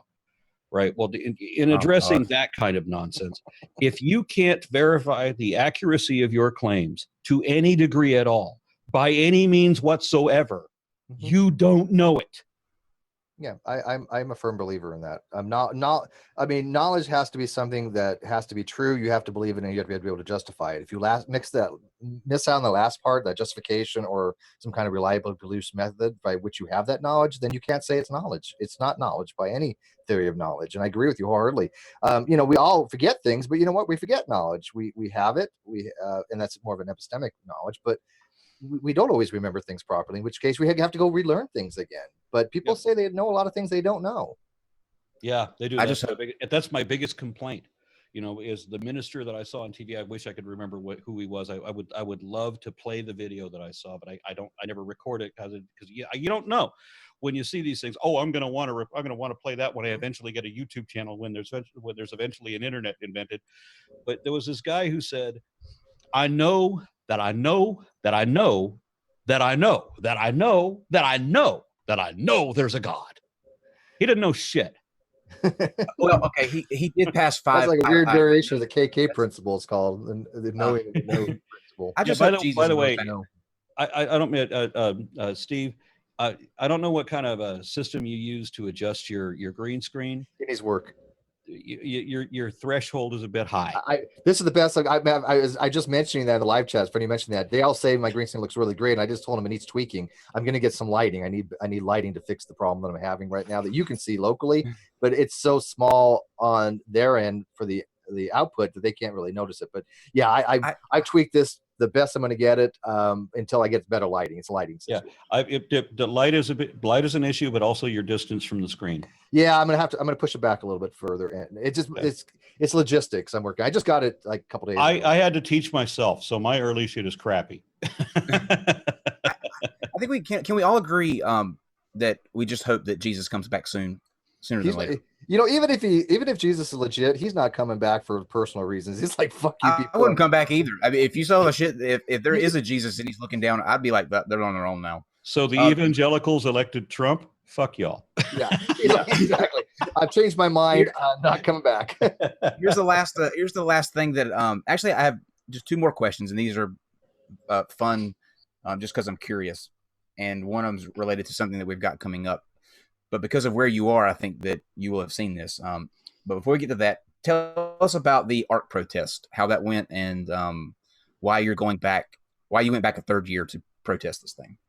Well, it wasn't my third year. It was their third year. I went the first time, and I skipped last year. I went this time. I don't know if I'll be back next year or the year after that. I'll go when I'm invited. But I do appreciate the fact that they are doing it every year on the vigil, on the annuum of the opening of the park. Now, this time around, the Ark Encounter did not acknowledge that there were protesters, and in the news, in fact, they said that they will pray for us and hope that we come to Jesus. Bless them. So yeah, this is how they spin it this time around. If Ken Ham was smart, he would have. Bearing that in mind, that kind of callous dismissal, that kind of trying to reverse the narrative, is definitely going to influence the next one, and they're going to do something very. They're not going to do what's expected, and of course, I'm not going to say what that is. But do you think the narrative works any longer when they know they can't come at you with actual information that disproves anything you're saying about actual how phylogeny works and how evolution works? Do they have to resort to the rhetoric of, oh, you know what? I don't know if that rhetoric works as strongly as it used to. I get it. What if instead of standing around, and this is an answer to your question. I know I was interrupting, but I'm sorry. I anticipated where you were going. Good. Go ahead. But I really got to work on that. I hate jumping over somebody else's lines. Right. I hate that I do that. So I'm trying to do it gracefully though. So imagine that instead, the next time, or before we end up assembling our masses on the grass there with our signs and everything, and having the good old time that we did, because we're probably going to do that again, because that was fun. We genuinely had fun with that. Mm-hmm. Answers in Genesis sent out their people. Their people got an education from us, and they won't have that many people next year because of it. So that's always a good thing. But what if we did public interviews with politicians in Kentucky? Prior to the next Ark Encounter protest. What's the stance of the politicians in Kentucky? I'm not going to get into it. Oh, that'd be interesting, because I can see that going many different ways. Because you may not get into it, but I can tell you, but I've read, most of the local politicians, at least, are not happy with the whole Ark thing. And some of them are owned. I was going to say, if they were smart, they would have counted you guys as numbers for that day of the park. They could have used them. So either way, whichever side of the fence you happen to be on, that'd be interesting. The interview would be good. Yes, it would. That's good. That's a good idea. Actually. Well, okay, that brings me to my next question. I have a newfound obsession that I can't stop watching these videos. No matter how hard I try, I cannot turn away from them. And we're going to have 2 of them actually come on sometime in August. But your state is the central hub for this group of people, and they are called First Amendment auditors. Have you seen or heard of these guys around the area? First Amendment auditors? Mm-hmm. Yes, Well, that's they are saturated in Dallas. Most of the videos come from Dallas. It's kind of like the Second Amendment thing where they go out with the concealed weapon. I mean, not concealed, the open carry, right? They're demonstrating. It's kind of like that, but for the First Amendment. Right. Who in so they'll go in Texas cares courthouses. about the First Amendment anymore, except me? Well, let me tell you something. If you watch these videos, they are like, it's kind of like episodes of Cops that used to come on like CMT all the time, where no matter what you were doing, if Cops was on, you would stop and just watch the train wreck happen. But these guys take cameras, and they'll either stand outside of bases, police stations, they'll go inside courthouses, and they'll just walk around and film every bit of detail they can see. They'll go up to the windows and pass their phones. And every time, no matter what city they're in, no matter what building they're in, always the same confrontation. What are you doing? I don't have to answer questions. Give me your ID. I'm not giving you my ID. And then the standoff goes. So where the buildup and the drama happens is whether the cop makes the mistake of taking them in and actually arresting them for just walking around with a camera, or they say, you know what, you're right. You do have a right to do this. And some of the things that happen are unbelievable. Like people getting taken down, tasered, all kind of shit. It's epic. But Dallas is the city where they're all coming from. I mean, they're all flocking from Dallas. They go everywhere in Dallas with a camera. I want to talk to these people on a podcast right away. Yeah, we're making arrangements with them. Jamie actually wants to talk to them as well. I know Kyle and I have a little different opinion on these guys. We do. I've watched just as he has. I've just like sit there and binge watch them. Okay, they are entertaining to say the least. But I've seen hundreds of their videos. Yeah, there's so many of them, and I'm telling you, they are really worth watching because you're like, what the fuck is even going on? I think if you would watch them, though, Steve, you would come more on my end of the. Well, I have watched them, but my reasoning is this, and again, I don't think there's a right or wrong answer to this. I think this is how we're just coming at it. I'm a firm advocate for the First Amendment and Second Amendment. I believe that we should have these things. Obviously, there are some limitations to both. There has to be in a society, but there's limitations to everything except the 10th Commandment. Except the what? Everything except the 10th Commandment. Refresh my memory. We have, in the United States, we have freedom of thought. That's the one thing that's absolute. Sure. So that's the one. Okay. Everything Thought else police should never happen. Everything else has limits on it. But that you are free to believe whatever the hell. I'm very much against the thought police. But the way I'm looking at the First Amendment, Can we trade off on some of those? I feel like we could balance out some things if we decided who could be able to think what they wanted to. Oh God, dude! If we're all held accountable for what we thought, we would all be fucked. You know, it's funny. I want to finish this. We'll go to the First Amendment because it's kind of critical. Because again, as somebody who is a very pro First Amendment person, I think if you don't exercise every so often your freedoms, you tend as a society to lose them. And all the auditors doing is going out and seeing if people are aware of what people's rights are to do certain things. If I wanted to go out and film something, if I want to stand by an airport and film, if I wanted to go to a city council meeting and I want to film it, and it's all public, it's all anything you can do. As long as you're not interfering with the normal course of business or anything like that, it's perfectly legal to film them. Even if it makes them uncomfortable, it doesn't matter. And my concern with the group that you're talking about is that in order to promote ratings, if they're accepted appropriately all the time, they might. Exactly. Very, very valid criticism. Yes. They instigate. And that's what I'm saying. If you watch all of like the amount that I do, there are some of them that do just if the cop comes out and they ask them like, who are you? They comply because they understand. Yeah, they're very polite about it.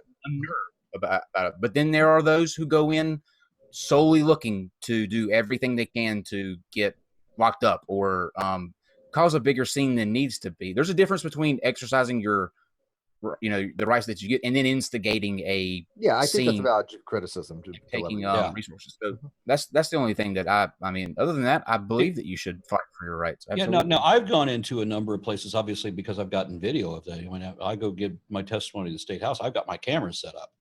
Yeah. And nobody's given me hell that you can't record here. But then neither am I pushing it. I'm not getting in the way. I'm not being obtrusive. I'm like, I'm trying to be as respectful to the venue as I possibly can, as would be appropriate to do. Yes. I think the asking for ID is the most everything. Most thing that people are fighting against, right? If you're not breaking the law, then officers have no legal reason to ask you for ID. They can, obviously, but you're not required to give it. And I think that's the central thing, is people don't want to feel like they have to give papers or identification if it's not something that they're obligated to do or have a lawful duty to do if they're not breaking the law. It's a funny thing that you bring up, the Second Amendment, because to my life, except when I was living in Arizona, throughout my youth, I mean, I'm 55. I had, a lot of time before recent events. Throughout my life, if I had a gun on me, I'd be in trouble most situations. I mean, there's a lot of places here in Texas. Back in the day, back in my youth, if I had walked into a Texas convenience store wearing a gun, I would be arrested and 10-year felony, 10 years in prison for that. Mm-hmm. I went to Arizona. Suddenly, you have open carry. They you can carry a gun wherever. You can't go into a courthouse. You can't go into like a specific government buildings. You can't wear it into a bar. But with those exceptions, you can wear your gun everywhere. I could walk into a convenience store and buy a case of beer with a gun on me and walk out, and that'd be fine. But in Texas, I'd be put in prison for it. Yeah, it makes 10 years for that makes no sense. But in Arizona, those people that can do that, this is where I have an issue. 10 years for murder anymore. Those people that have that right, like if you're in Arizona, take that for example, they have that right to do that. They can do that now. What they do then is they strap 2 AR-15s across their chest and walk down with a scarf across their nose down a public sidewalk as a statement of saying, I can do this. I have the right to do this. Now, any rational thinking individual would look and say, with the way that the environment is today, and go, some shit's about to go down. I mean, you hear about mass shootings every day. Yeah. So where's the point there? Yeah, I know walk around school. That in my youth, when I was in Arizona, I could carry a gun. I didn't have a gun. Strangely, I didn't want a gun ever until I moved back to Texas, where at the time in Texas, you were not allowed to carry a gun on you like you could in Arizona. Now, they've changed the laws since. And that's what's so weird about it. Texas used to penalize you heavily if you walk around with a gun on you, like you could in Arizona. It was used to be the only Arizona I could get away with that. But now everybody in Texas has a gun now. I thought you had a 6-shooter when you were born. Let me ask you this. This is something that just recently happened, and I'm still bothered by this, because I do believe in stand your ground laws. But however, when you have guns and stand your ground, did you watch recently where there was an altercation over a parking lot space? The guy came up to the guy, he shoved the guy to the ground. The guy waited a couple seconds, at which time he reached back, pulled out his gun, and discharged it 1 round to the guy's chest, and the guy died. Any other state, that would have been homicide, because he was no longer in a position of immediate danger. There was no threat. There was a good 6-7 feet away. Had the guy approached him, right, and to come back again, maybe that might have been justifiable. But I found no justifiable reason to discharge a weapon in that situation. However, Florida has like that happened, and so he's not going to be prosecuted. That to me is like that happened before. Thing. George Zimmerman, maybe. No, well, that's a totally different thing. But I'm just saying, this is the mess that you have when you have crazy ass laws like Florida does. So to give you an idea of how weird it is to see somebody walking around fucking Walmart with an AR-15 in their hands. Yeah, right? It shouldn't ever be in your hand. Even if you have an assault rifle, in the 80s, I'm a young metalhead teenager, and I walk into a shopping mall wearing spiked leather bracers, and I get those confiscated by the law, because that somehow is a weapon. Yeah, I remember that. Yeah. Yeah, it had to be. It wasn't like a thin stud. If you had a spike of any kind, it was. No, I'm not even talking about on the knuckles. I'm talking about on my wrist. Yeah, those were Yeah. legal. Yeah, you couldn't go into a mall with those things.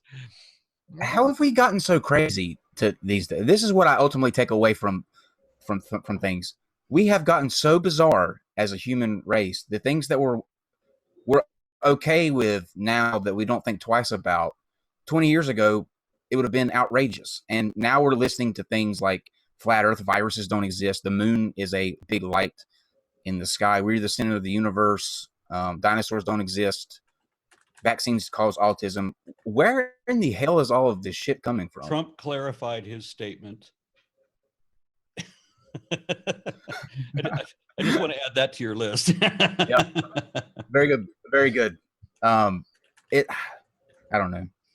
I should have never started. Gotten a lot worse. We have no appreciation for academics. Before YouTube. What's that? Before I started doing YouTube, I had this beautiful, idyllic picture of humanity. Most people were good.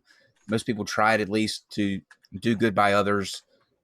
But when I got into the middle of this, where you're having people email you things like, maybe we should talk about this on the show, and you didn't know that this was a thing, and then you start looking at this, and this frightens you to the point where you're like, okay, I've got to find out why this guy thinks the way that he does. I got to throw in my ultimate question. Yeah? Yeah. The ultimate question. Yeah. Was that your ultimate question? No, my ultimate question is, why do we do this to ourselves? Well, my thought is that just like it used to be that people say that we didn't have as much crime as we used to have, or that we have more crime now than we used to have. When we used to have guys that would wander around just killing people, right? You killed 21 men, right? That we know of. But what we've got now is where we have a whole lot more surveillance, and we have a lot more coverage, and we have so we know more about what's going on. So we want to talk about, child molestation. We know people are coming forward and saying, I was molested as a kid. People that wouldn't have said that generations ago. So you go back 100 years ago, and I would say that things were every bit as bad. Now, social structures were far worse. America was 100 years ago about the lowest we've ever been as far as quality of life. But now on top of that, people, as you talk about violence against people, people used to think 100 years ago that your appropriate and expected response to any disagreement was to punch that guy in the eye as your opening reply. And that if women did not behave as according to the way you ordered them, you could slap them or turn them over your knee like children and spank them. That used to be accepted.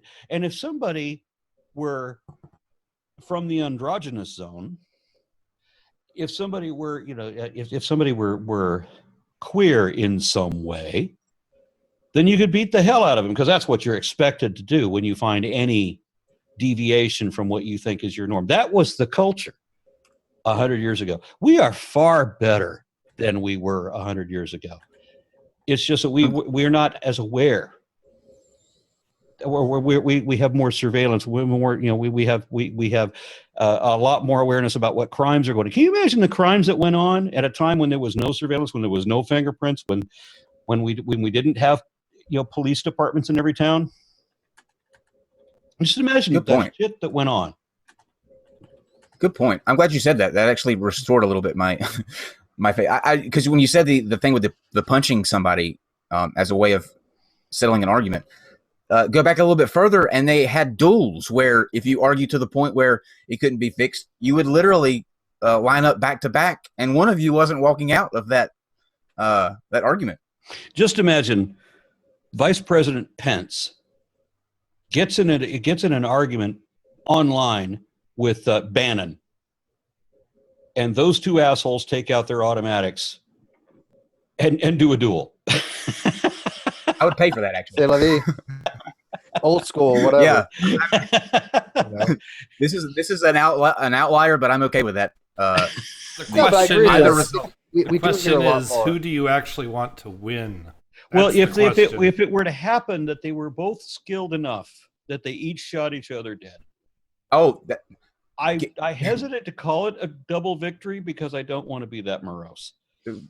Can I ask? Can we invoke prayer this one time, please? Just on the off chance that it works. It's kind of like one of those things. One time it might actually do something. There you go. I don't want them to die, but I would unplug their life support to charge my cell phone. Yeah. I will. Yeah, we're getting dark. That's a good. I just want to clarify. All in jest. All in jest. I would never. If I had dictatorial powers over this country. Yep. Secret Service. We know that. Let's say that Trump is found guilty of treason, as a lot of people have thrown out that he could be guilty of treason. I think there's some requirement that we must be at war with the country in order for it to be treasonous. But I've heard the charge of treason made. Let's say that they get that to stick. Trump is charged with treason by the very party who are the strongest advocates of the death penalty. Oh, yeah. I disagree with absolutely everything about Trump, but he should not be killed. The greater punishment, I think, would be for that man to have to admit that he was wrong or how he was wrong about everything, and not in a bullshit way 100%. where I accept what my intelligence agency has said, that it was probably the Russians. It could have been a lot of other people too. No, not a bullshit answer like that. Right. I agree 100%. And then living the rest of his life in a prison cell, which he would go slowly lose his mind even more than he has. Can we shave his head, please? At least. Shave the head. Can we at least shave his head? What, 72 now? Yeah, so he's got another few years left. Yeah. Yeah, and I don't necessarily agree with prison as being a form of punishment either. For treason? Even treason. I believe that somebody like that, you just take away his fucking suit, make him wear something stupid, but go send him to an old folks home where you can sit and dodder and apologize for being the idiot you are, and just go in peace and hurt in a position where you can't hurt anybody else. I've got it. I've got the perfect punishment for Trump. What we do is we build a replica of his apartment in New York, right, in this secure facility where he can't get out, but it's like just at home. We give him the brand new iPhone and access to his Twitter account, but we turn the Wi-Fi off for eternity. Let him sit in his gold-plated tower and never be allowed to leave. I was just going to suggest we let him be a crash test dummy for Madman Mike, but that's just me. It's the violence again. Oh, we spoke. Yeah, brutal, Dave. We spoke to Mike again. Aron, he said to tell you hello, and he was asking about you. Do you know who's running for governor? Mad Mike Hughes, the Rocket Man. Oh, he's running for state governor. He came back on this past week, and said to tell you hello. It's funny. I'm glad I got a chance to talk to him, and I want to thank you guys for giving me the opportunity to talk to him. The only important thing that I was able to say to that guy was when he started trying to walk back his flat Earth thing. He said, "This is a flat Earth thing is just a very small part of what I do," and I was able to tell him this should be no part of what you do because there's no truth to it. Yep. And the sad thing is I like the guy. He's a nice guy, really nice guy. I talk to him frequently, and I think he is backing away from the flat Earth, but now he's moving into sovereign citizen. Oh no! Well, he didn't want to talk about the flat Earth. When we had him on this past, I can tell you right now, we had him on this past week. He would not want to talk about it. He did not want to. He actually said in the podcast, like, I don't want to talk about the flat Earth thing anymore because I brought it up in an instant to kind of talk about him shooting himself up in the rocket, and at the end of him talking about the going up into the rocket, he said, I think that's about all I want to talk about the flat Earth for tonight. Let's just focus on the governor thing. So I think he is. But this is his reasoning. This is his super secret plan that I can tell you right now. I'm almost guessing is what it's going to be. But he has this belief that your name in capital letters is different from your name. Oh, yeah. And so your name in capital, he's doing the Ken Hovind thing. Okay. So your name in capital letters, by the way, Hovind got 9 years in prison because of this, and the structuring under his legal capitalized name. But he thinks that all the other people running for the gubernatorial race are not qualified to do so because of the way that their name is not in uppercase. And No, Oh my that's the reason why they can't. They're a corporation. they're He corporate, can't- yeah, because he can't run as a corporation. therefore you can't run into a corporation because it's, even though a corporation is a legal person, it's not the person that is Mad Mike Hughes, and so all of them are not qualified because they're Mike. running illegally. And he's trying to make this argument. Great Come guy, back, Mike. I like We love you. Come back. So you Come back. every now and then crazy people were like nice like him. It wouldn't be half bad. every now and then you hear some piece of news about some famous person that you didn't expect. Like the other day I heard that, or I was watching some video that was talking about the life story of Peter Sellers, where it mentioned this thing about Peter Sellers being super superstitious. And he was so superstitious that somebody told him that the color purple was in some culture the color of death. And so Peter Sellers, according to this video, was describing where he was terrified of ever being in a room with anything that was purple because somehow it might kill him. Now, take that and compare that to things that we've read from, again, 100 years ago, the things that people commonly believed and wrote 100 years. It's rare that you had people writing anything. And they certainly didn't have a public mass media where every idiotic brain fart is suddenly broadcast to thousands of people. We don't have that anymore. So I don't think that we're necessarily getting stupider, but the stupid is becoming more obvious. And I'm really hoping we're more aware of it. Purple was a color of royalty throughout history. Go tell that to Peter Sellers. Because it was hard to make a actual color. It was a rare ink. The moral of the story is humanity is a crazy, beautiful thing. Just don't fuck with everybody else's crazy, beautiful thing, and we'll all get along just fine. It's when you cross over and trying to tell other people how to do things, and that's where we have the issue, I think. Yeah. Yes, Steve, go ahead. You want to get some of these super chats out of the way because they've been coming in, and we got a lot to read. Yeah. Okay, here we go. 0132. I was sure, all capitalized, you guys were dead since it had been so long since we had a show. Glad you're safe. Yes, we appreciate it. 2 days. We are going to be taking weekends off now. We do have other things. Yes. Most of our weekends, we still are working on stuff for NonSequitur, but it was nice to actually get out. We have some surprises for you guys. So. And I've been making bad videos too. Okay, a Sandring, just for having Aron on again. Thank you. Avon Payne. Most of the time, these people seem like a separate kind themselves. That's true. Agreed. I cannot pronounce the Swedish name. I'm called Mr. Lindbergh. Good night from Sweden, land of forest fires. That's not good. Why are you having land of forest? Yeah, wait, really? Wow. Have you been to California? That was the happiest announcement of an emergency I've ever heard in my life. Yeah. Good night from Sweden. Just a couple next of from Avon Payne again. Hey, we need to have Ken Ham and Ken Hovind debate their version of creationism. Wouldn't that be fun? Then just play. No, it would not. No, it would not. Then just play Aron's Foundation of Creationism series. Auto debunk next, please. that would be fun. Oh, that is cute. Don't you guys understand? It's conspiracy. Religion is what they want you to believe. Yeah, okay. That has always frustrated me. I just can't comprehend why people are so against being in reality. Because sometimes not being in reality is more comforting. You know. Agreed. Let's go into hell. I'm going to have to fix this soon. I know I'm fading out here, guys. I'm fading out.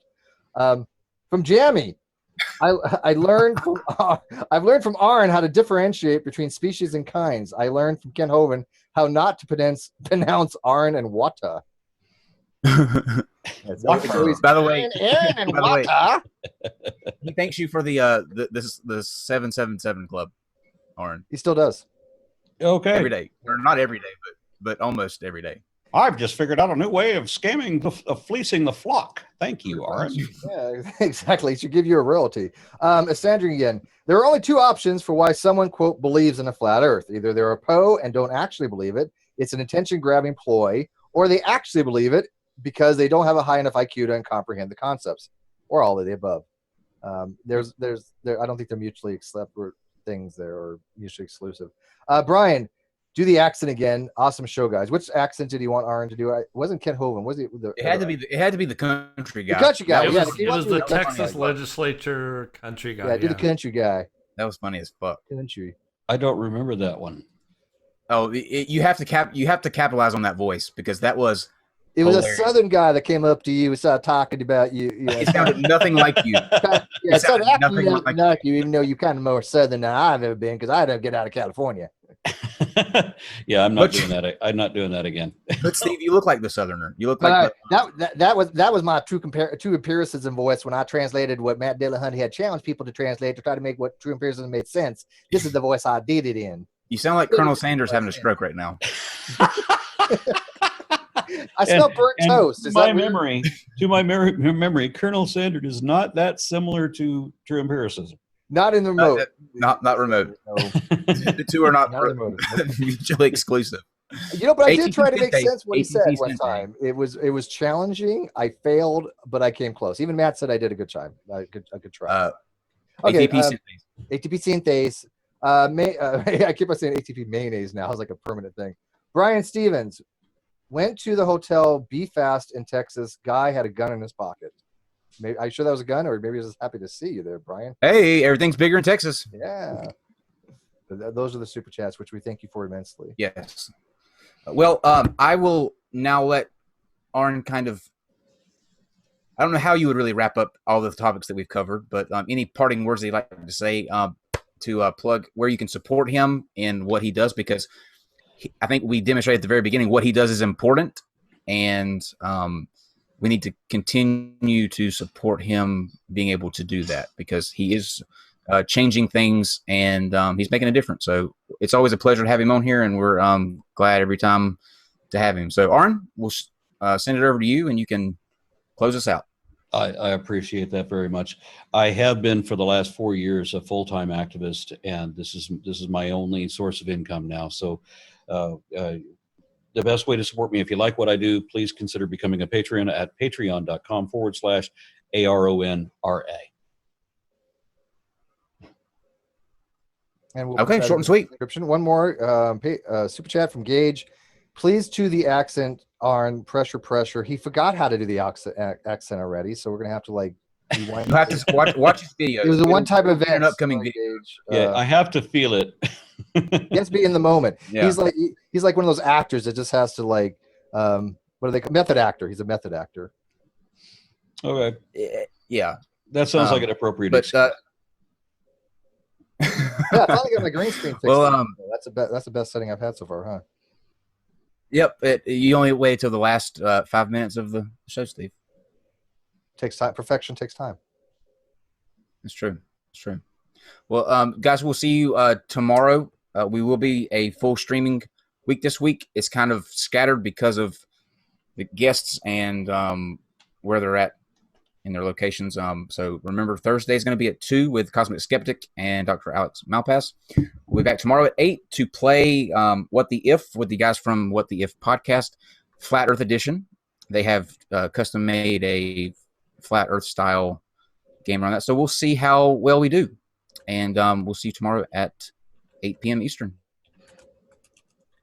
Good night, guys. Non-sequitur. Your facts are uncoordinated.